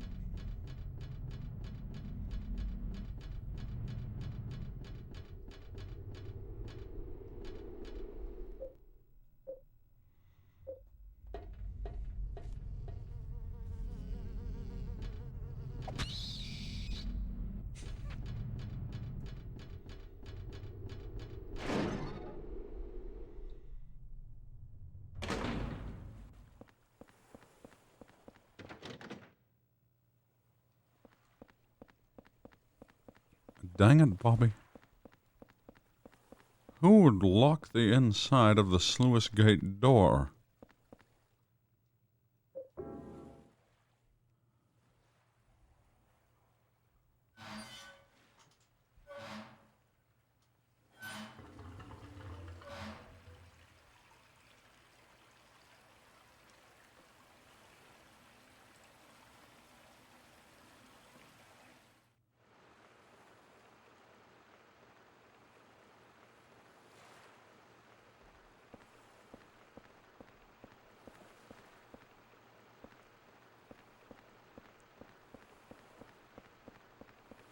There we go.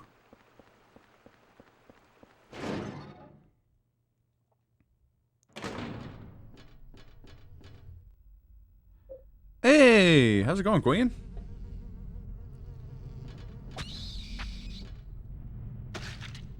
Never played this one? Oh, this one's a mixed bag. It's not bad, but it's in fact, I think it's actually quite good, but It's weird. It is not.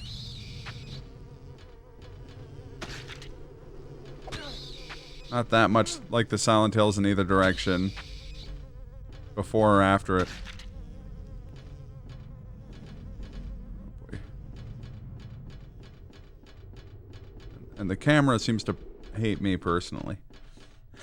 Although I guess you could say that for a lot of Silent Hill games.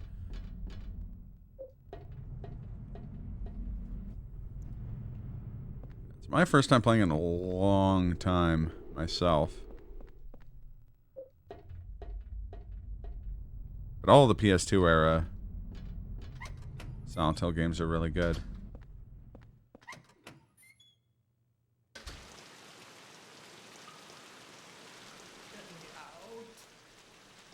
Let him out yet? Oh, I guess we have to go turn on the lights, right?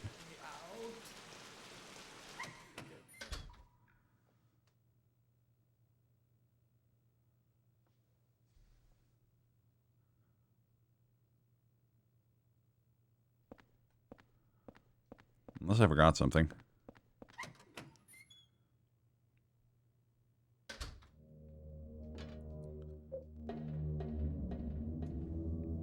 If you ever played the Fatal Frame games, this one's kind of like Fatal Frame 3 in that it's got like a kind of weird day-night cycle thing going on. It's also all about being stuck in a room for a long time, which I feel like is relatable for a lot of people right now, unfortunately. Yee? Oh, nice. Man, I love Fatal Frame 3. Maybe I'm just really partial to like PS2 era survival horror games, but like... Oh. Water wheels already working, okay. I think. Did I do this right?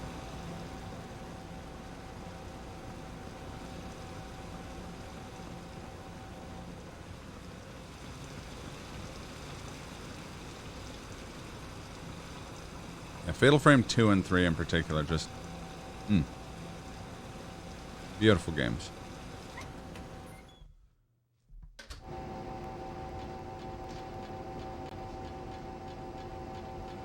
Okay, I guess I did everything correctly.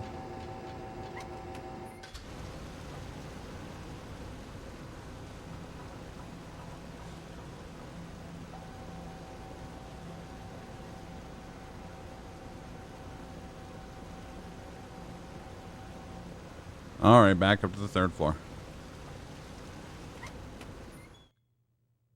Yeah, the Panopticon is annoying for this exact reason. You keep having to go back and forth and back and forth and back and forth. Oh, Jesus! Okay, game.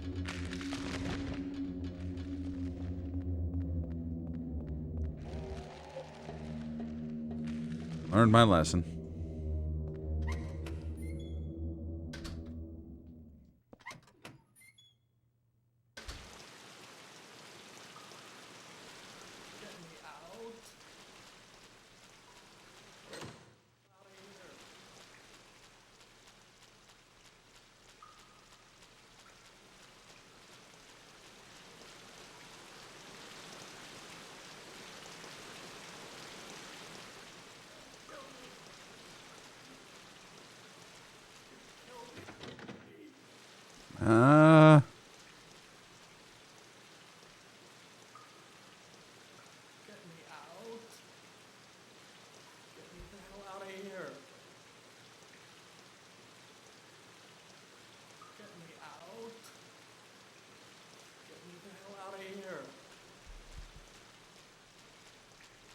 I feel like I forgot to do something.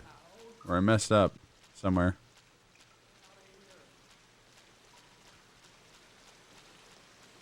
'Cause I don't seem to have anything else I can do here quite yet.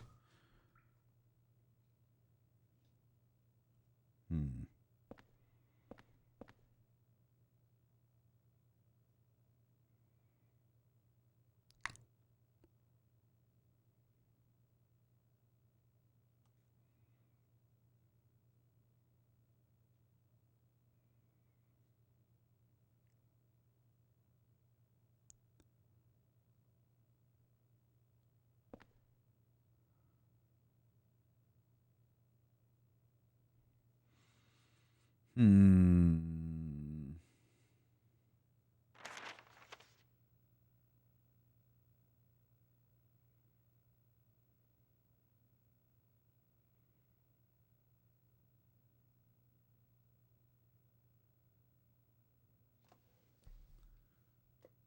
I'm on the wrong floor.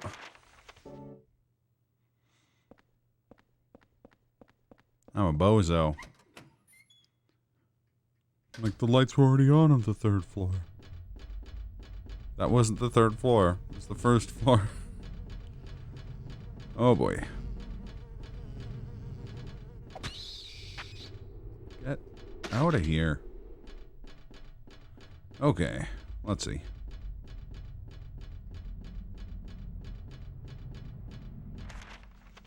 This would be the 2nd floor.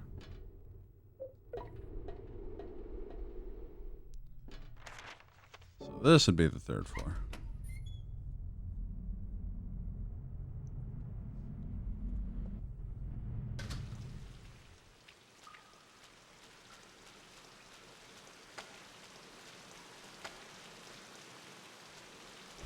Nope.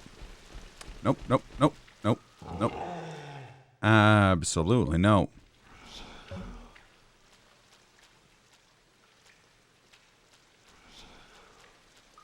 No, no.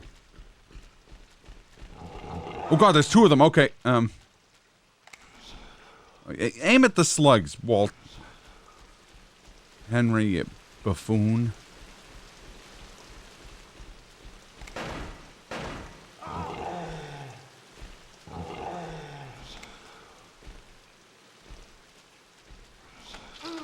Ow.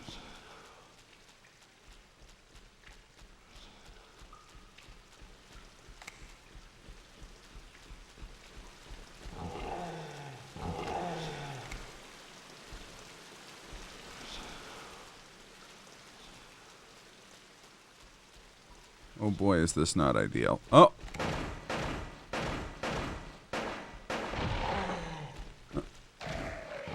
Ow.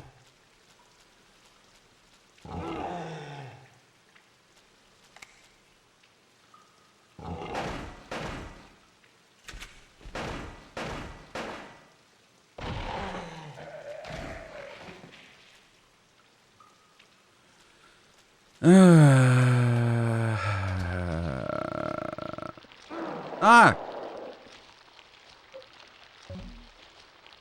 Okay.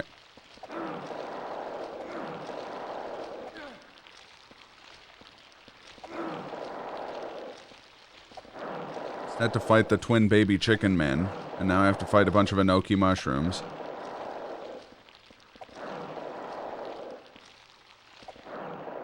Having a suboptimal day right now. It's a diary. Okay. We had beef stew yesterday in the cafeteria.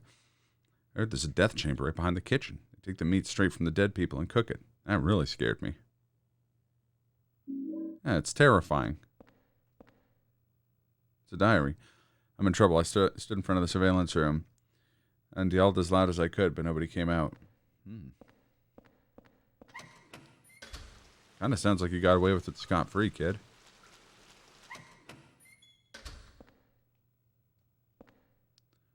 There are clothes lying here.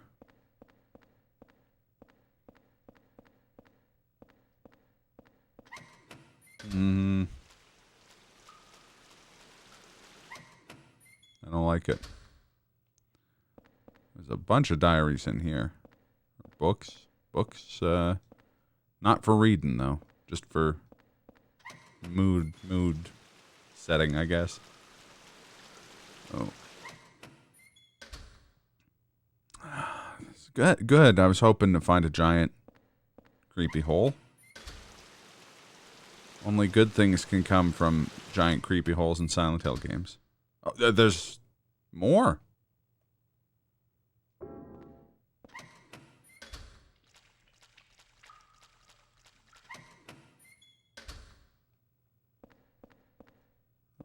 More abandoned clothes. Now it will look like I'm sleeping. Huh? Were those footsteps? I wonder if they saw me.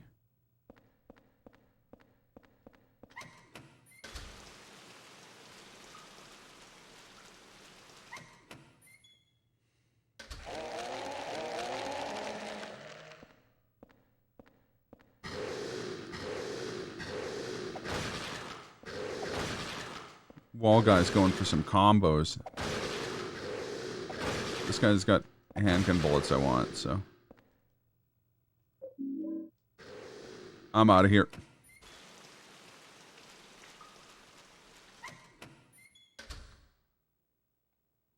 All right, time to start jumping in holes.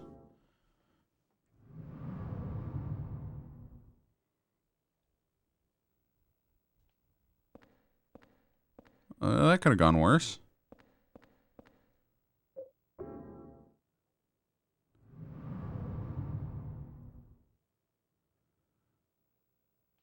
See?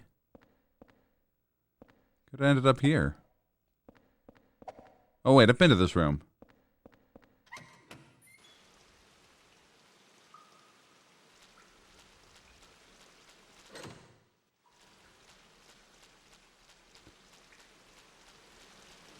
Kill me. Oh, he's gonna kill me. Hmm.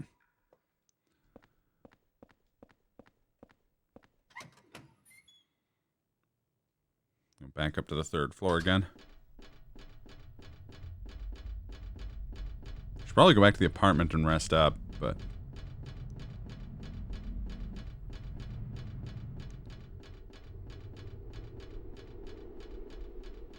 I'm kind of stoked that I beat the twin victims.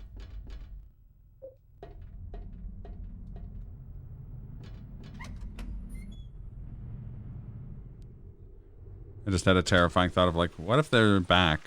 Like, what if they're enemies that show up again? And I was like, don't think that.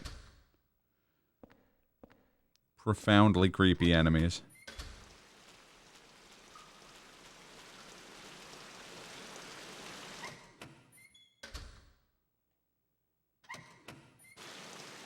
I think that's the hole we jumped in already.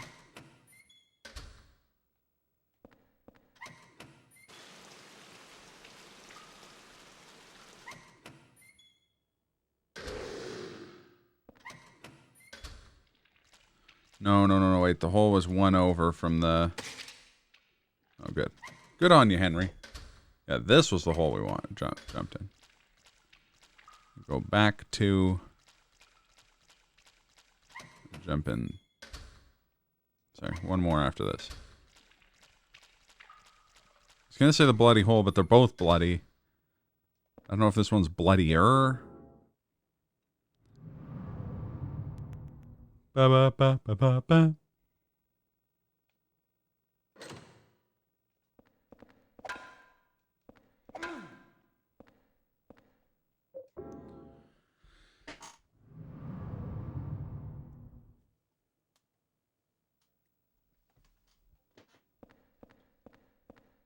This is the suicide note room. Okay.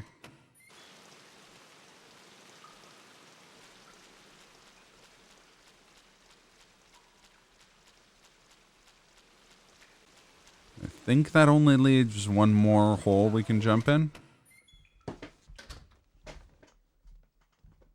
I could be wrong.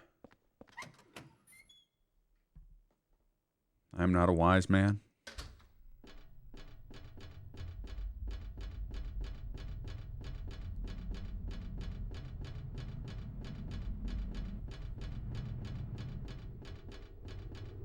Oh boy.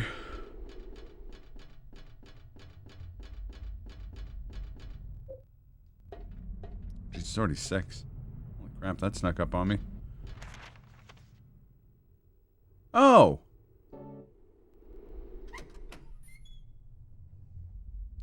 Weekend about to go to the pet store? Probably for another maybe half hour.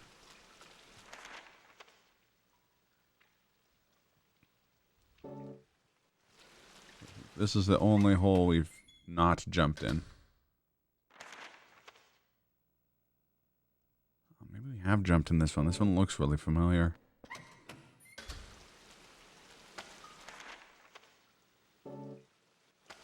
Is there a non-bloody hole?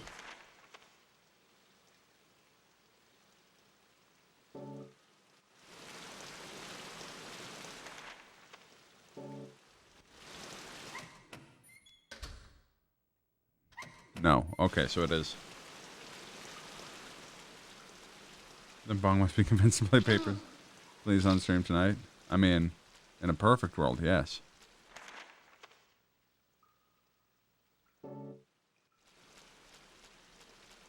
Oh, I ran way past it.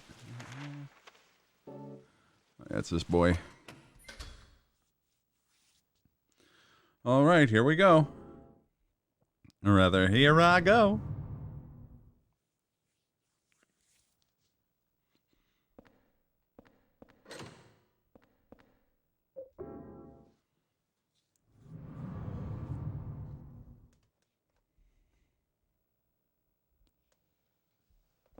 Oh, dang it, I have jumped down this hole.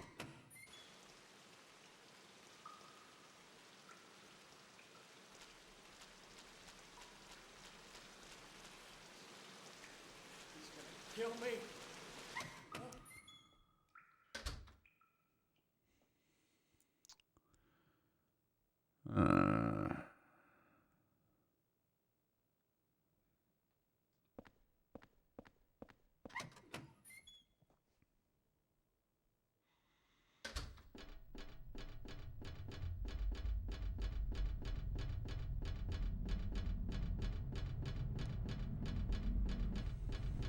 What if Bong's still delirious? I feel like Papers, Please would be a difficult game to play while you're delirious.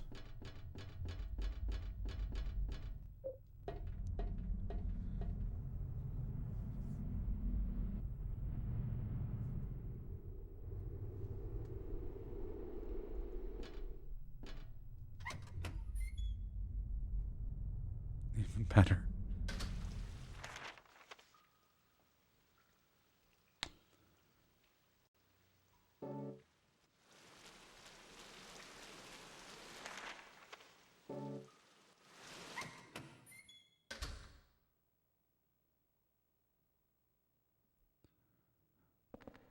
Hmm.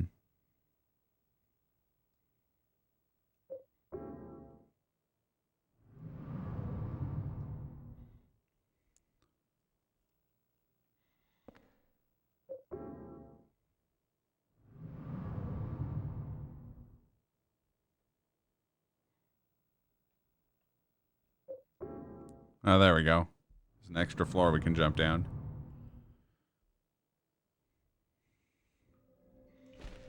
Oh, Jesus! Fuck off.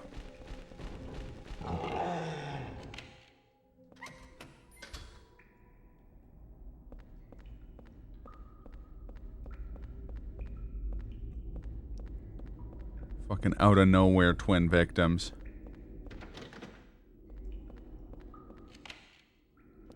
So I don't know why, of all the enemy names in all the Silent Hill games, those are the ones I can remember.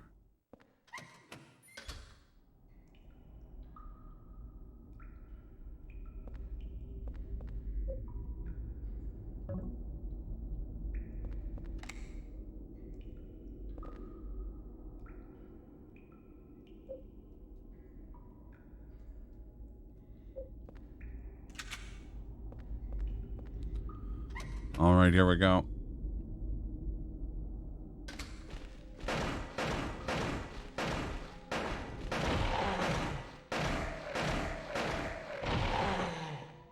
Stomping time. Stomping Tom Connors over here. Well, at least I don't have that much health.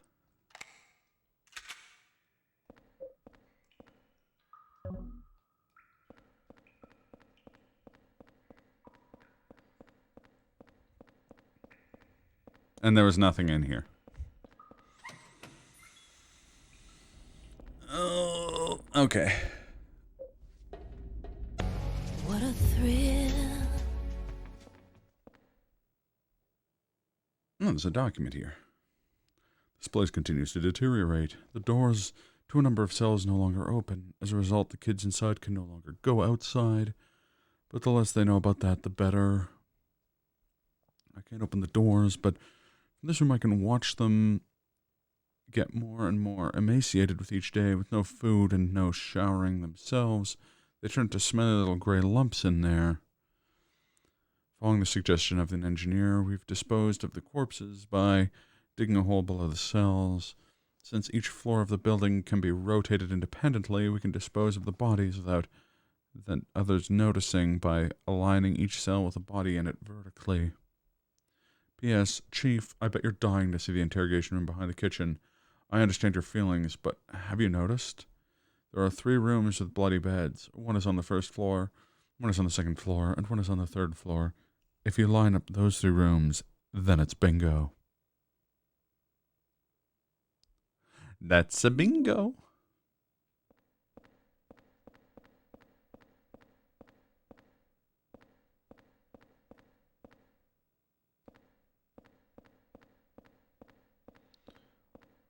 What are you looking at?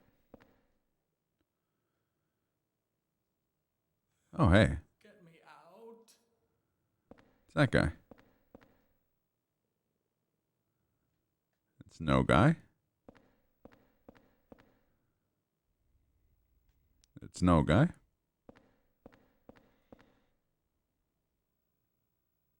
It's no guy.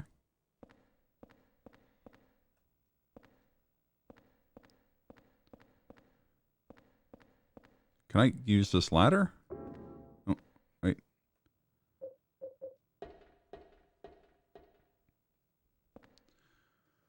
Another document. To keep a close eye on the kids, it's important to keep the cells well lit. The lights on the 3rd floor were originally bought as searchlights. As a precaution against a blackout, they were set up to run on a private generator. There's a hydroelectric generator in the basement. Set up the 1st and 2nd floors. Use the corpse disposal chutes. Since each floor of the building can be rotated, you can light up any of the cells by matching up those holes. Repeating this periodically is an effective way to keep the kids fearful and well-behaved. Yes, Chief, if you turn the handle in the middle of the room, you can easily rotate the cells. You can't rotate the 1st floor, so align the 2nd and 3rd floors. With the 1st floor cell, that is the blood-stained bed. By the way, if you use the peephole in this room, it's easy to make sure you're doing it right. Give it a try. Don't forget to open the sluice gate on the roof. Much appreciated, Chief.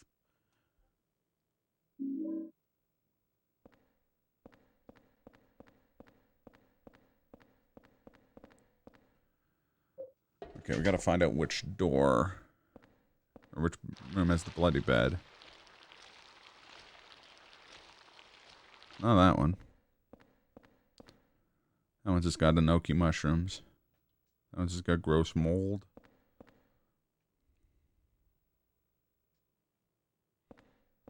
It's got blood under the bed. That one ain't got no lights.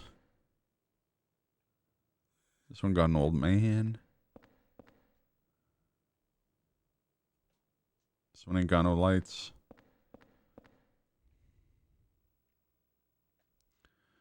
It's got the stalks. Oh, there's the bloody bed. So it's the 1 o'clock position. Okay. So get all the bloody beds at 1 o'clock.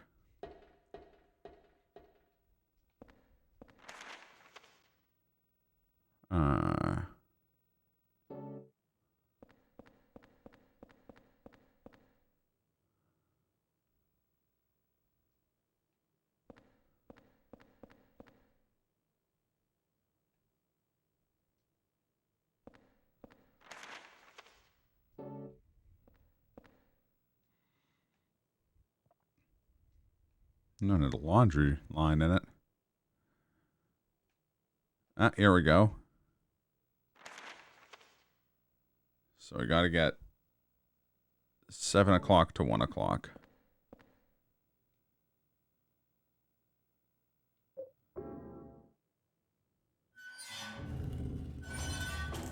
Oh! How's it going, Mr. Patton?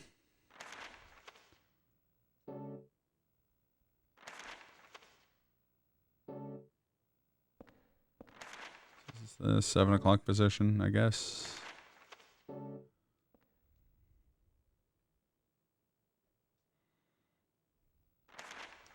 turned it right, then it should be in the 4 o'clock position, right?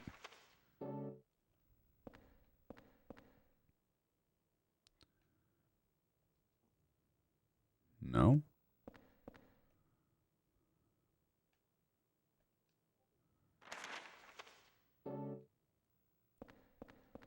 Where the hell did it end up?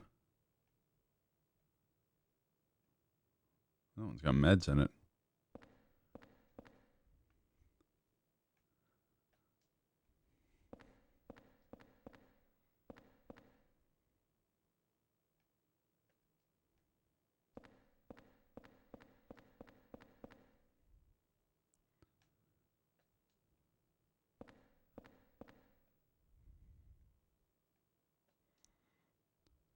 It's now in the...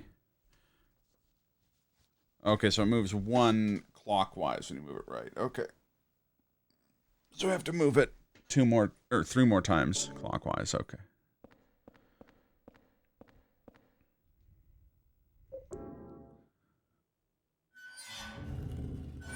How you been, Brohim?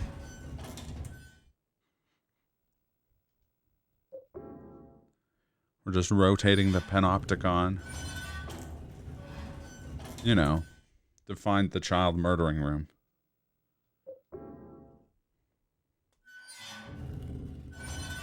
As you do.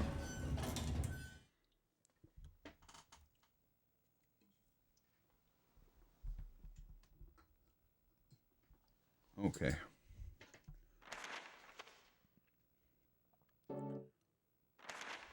Here. So this should be the bloody bed? Yeah, okay, here we go. Only 1 more floor.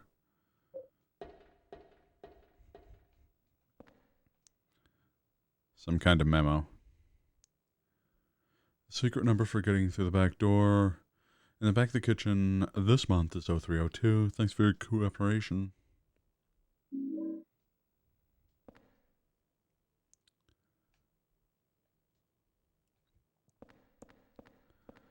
Now we gotta find our bloody bed and get it to the 1 o'clock position.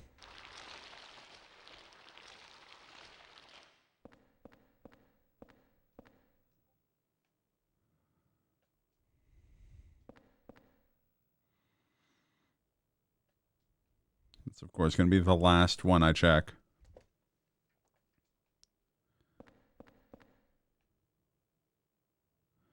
Ah, here we go.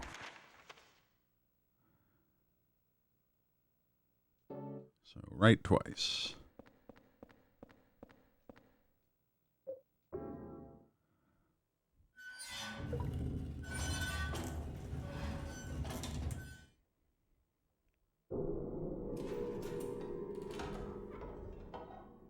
Oh, hey.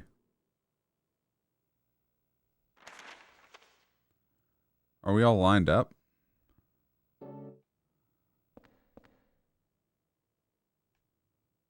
We're not quite all lined up. I wonder if I should go talk to that guy before I finish lining it up.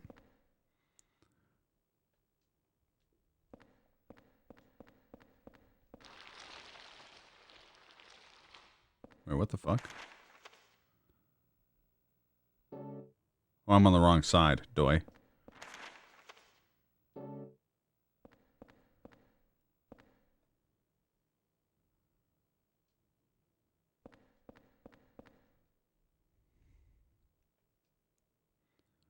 Yeah, so I'm still 1 more from being lined up. Oh, might as well line up over here.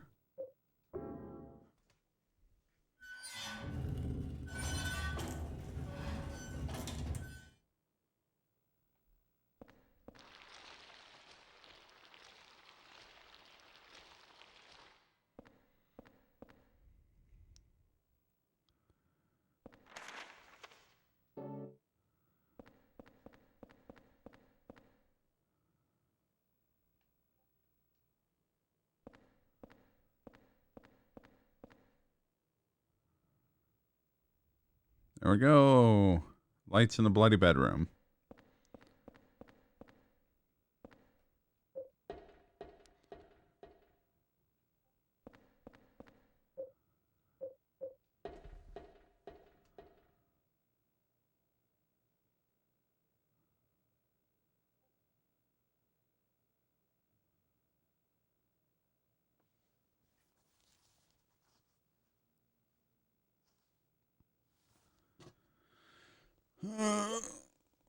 Sorry. Just stretching a bit here.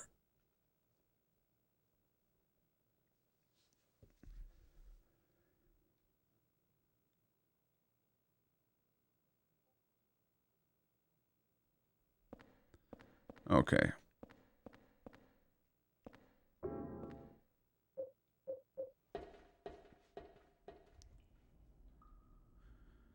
run back from the basement. Oh.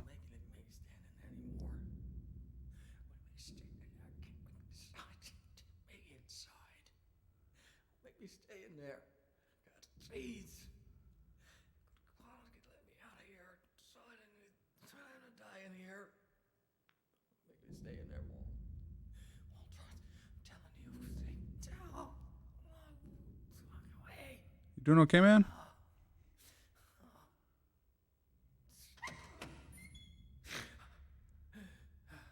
Who is that boy?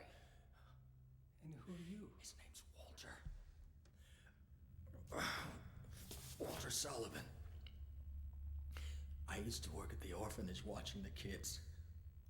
I'm Andrew DeSalvo. They tried to make it seem like an orphanage, but according to that town's holy scriptures, it was actually the center of their religion. And that kid Walter, he was really into that mumbo jumbo. Especially that descent of the Holy Mother business. It was scary. Oh, God. Oh, my God. Oh, my God. Oh, my God.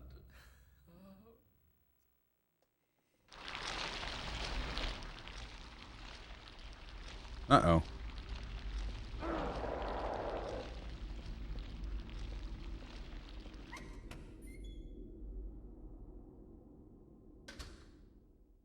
That's the room where I fought the twin victims. Shit, that's not the... Oh, this is the one that leads to the...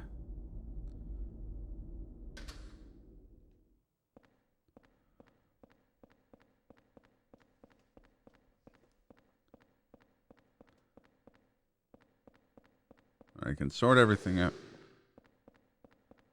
But I've got to run back to the apartment. I'm too low health to gamble on whatever else I've got to deal with here.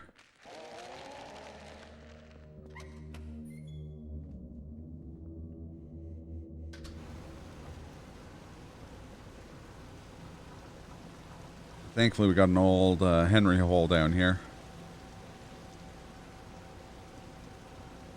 Just slide up into that Henry hole. Just run over here. Just do a big up into the Henry hole.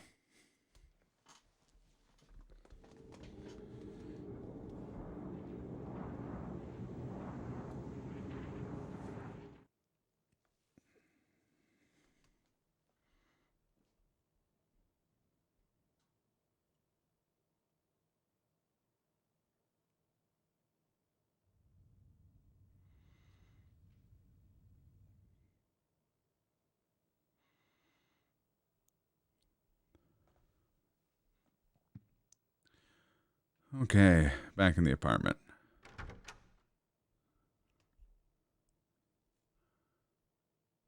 Gonna hang out for a little bit here while our health recovers.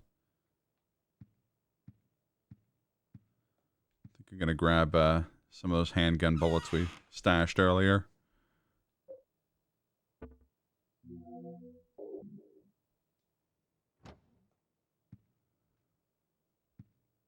Because I can't imagine anything good happening in a place called the Water Prison. Eileen's still dealing with bees.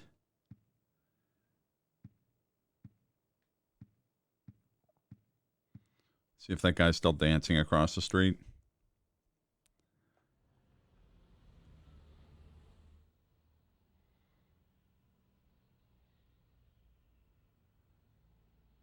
No, but a couple people are staring out their window. Anything going on over by the subway? Nah.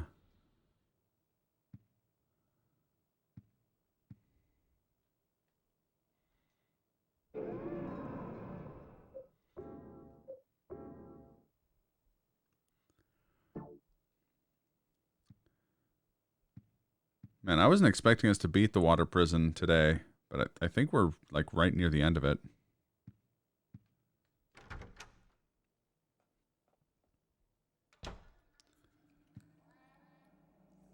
The other thing is, well, we can now go and do the, like go down all of the 1 o'clock cells to reach the interrogation room. We can also go down, I think it's the... one of the other cells. Now, if we go down from the 3rd floor, we can get stuff. I remember when I first played this, I went through all of the holes in all of the cells.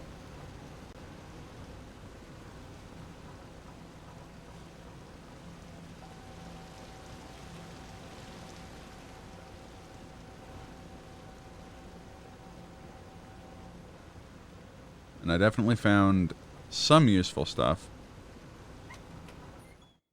Is this the... no, this is the engine room.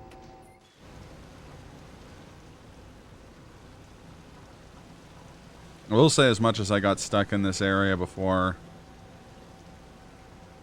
it is definitely one of my favorite areas in the franchise. Just from like a conceptual standpoint, it's really cool. Really cool area. It's laid out really well.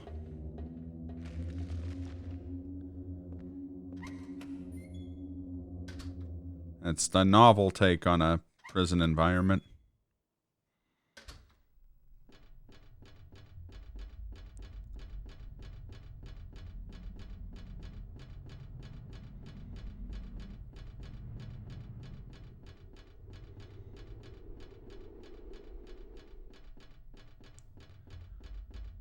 My own intellectual curiosity, I think I'm going to look up real quick here whether or not they ever actually built any panopticons in real life. Oh, they did. By the looks of things.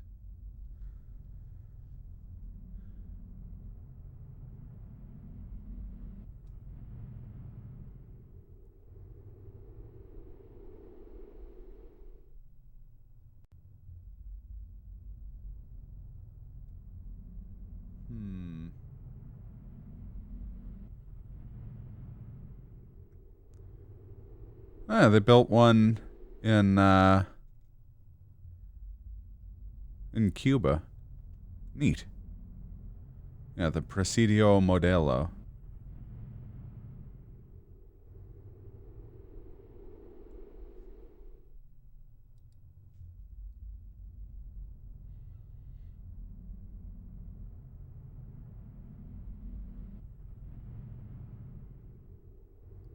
That's kind of an inverse or inverse version of the one in this.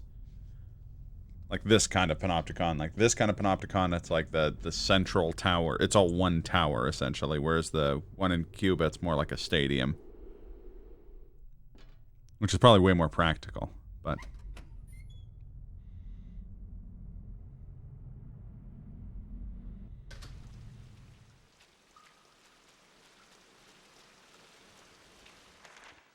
the term is also used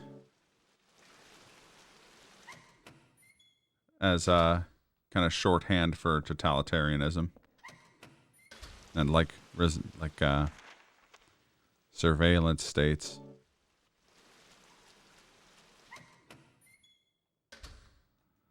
Jump in the hole.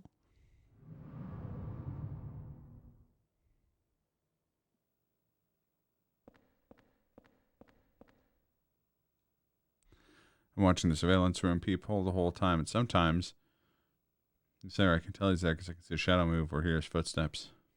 Neat. On the 2nd floor? Cool.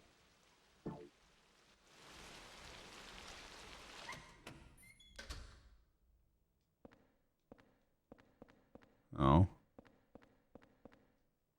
Wait, what are they? Bottles filled with black powder. Huh. Ah, shit. Old enemy, Anoki mushrooms. Come to get the revenge on me for cooking a lot with the gnocchi mushrooms throughout my life.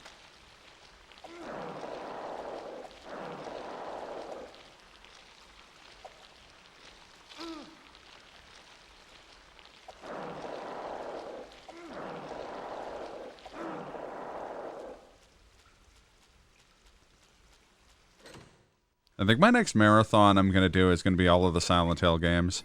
Well, all of the good Silent Hill games. Can I read that note? Peed my pants. I gotta wash them so nobody finds out. Oh, I think I saw a shadow. I think someone saw me.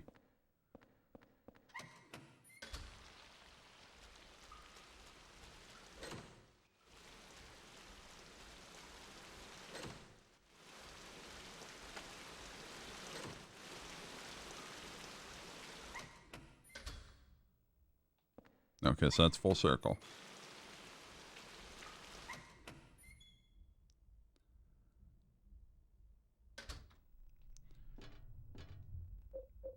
Plus, it would give me an opportunity to use the title Silent Chill.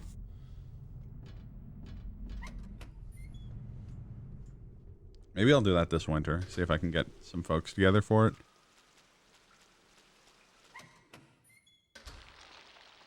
Uh-oh. More gnocchi mushrooms.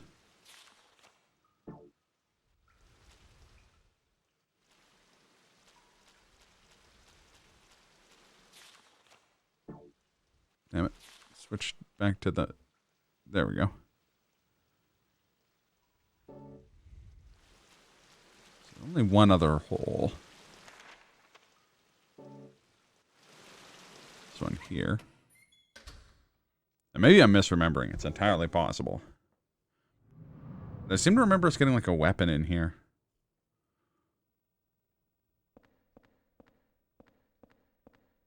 Wait a minute. Oh.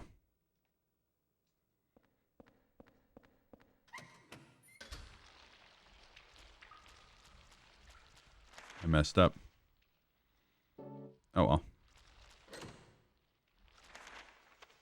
Oh, right, I'm on the second floor. Dedoy.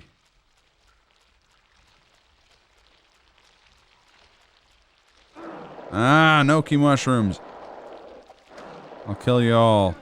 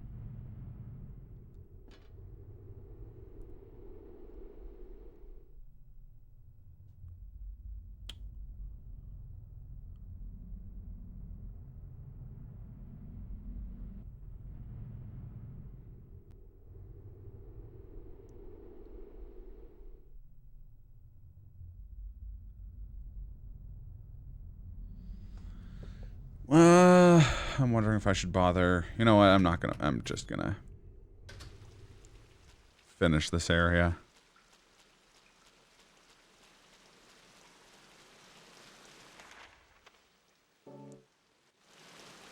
Instead of trying to figure out which floor I have to jump down to do all this malarkey. Whee!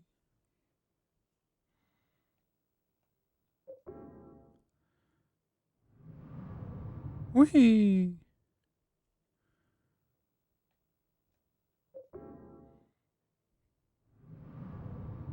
Whee!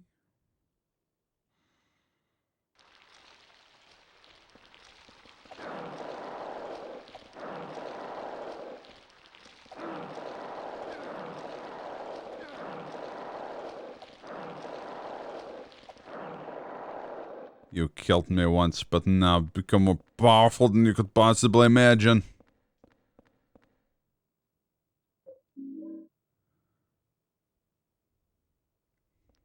watchfulness. 0302.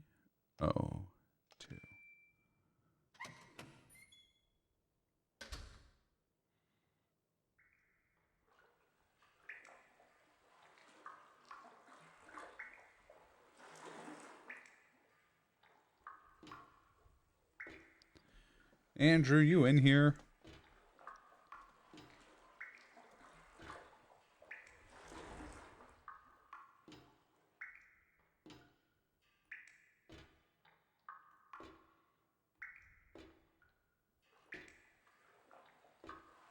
Oh.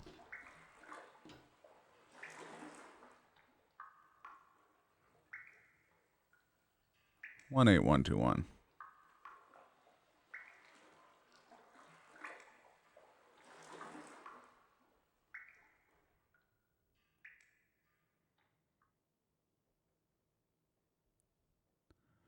Uh-oh.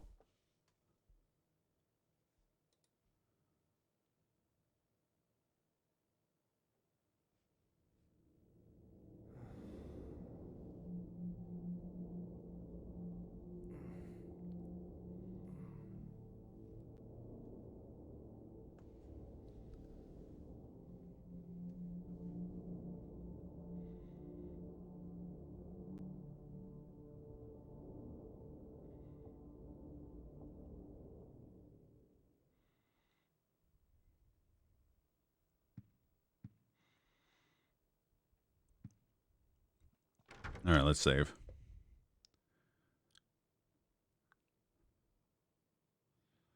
We beat both the forest and the panopticon. Oh, the TV's off again.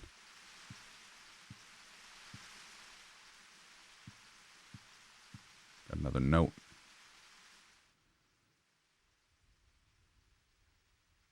I found something that's extremely effective against those ghosts. It saved my life. I'm stuck onto the huge rock in the woods near the orphanage.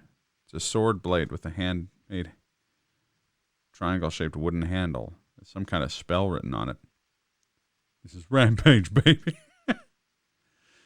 As a weapon, it's heavy and hard to carry, but somehow it seems to change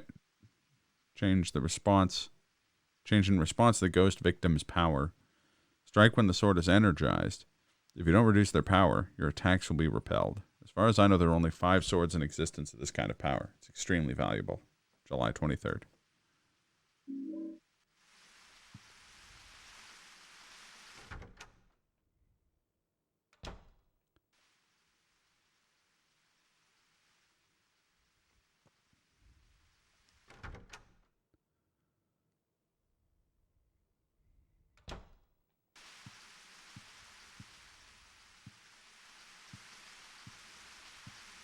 Left the shower on.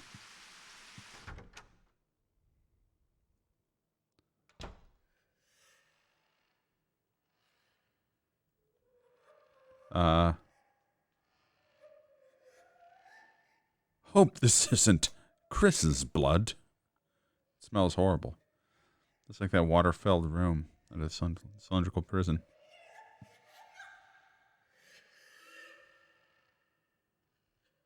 The hole's even bigger now. There's a lot of noise coming from the inside. We go in. Yeah, let's just watch the intro to the next area before we call it.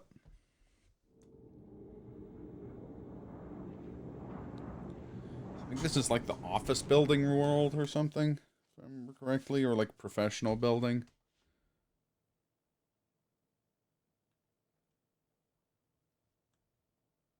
Or apartment. I just remember being some sort of like...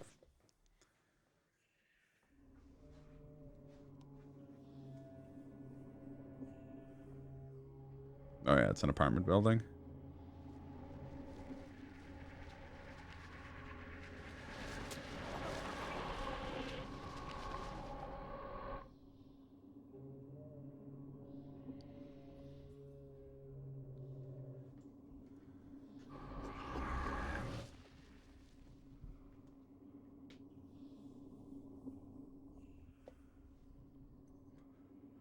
It's spooky.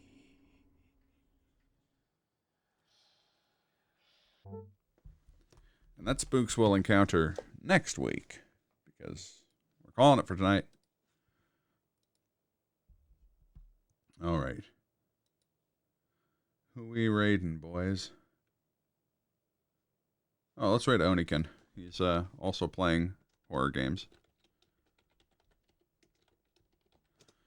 I'll be back tomorrow, hopefully with Soul Calibur 3. I got to talk to the folks I'm co-streaming that with. If not, we'll do some sort of horror game in the meantime. And, yeah, we'll see. I'll keep folks posted. Check out the Discord if you're curious. Other than that, yeah. Have yourselves a great night and spooky evening and all that jazz. And I'll catch you on the flip side.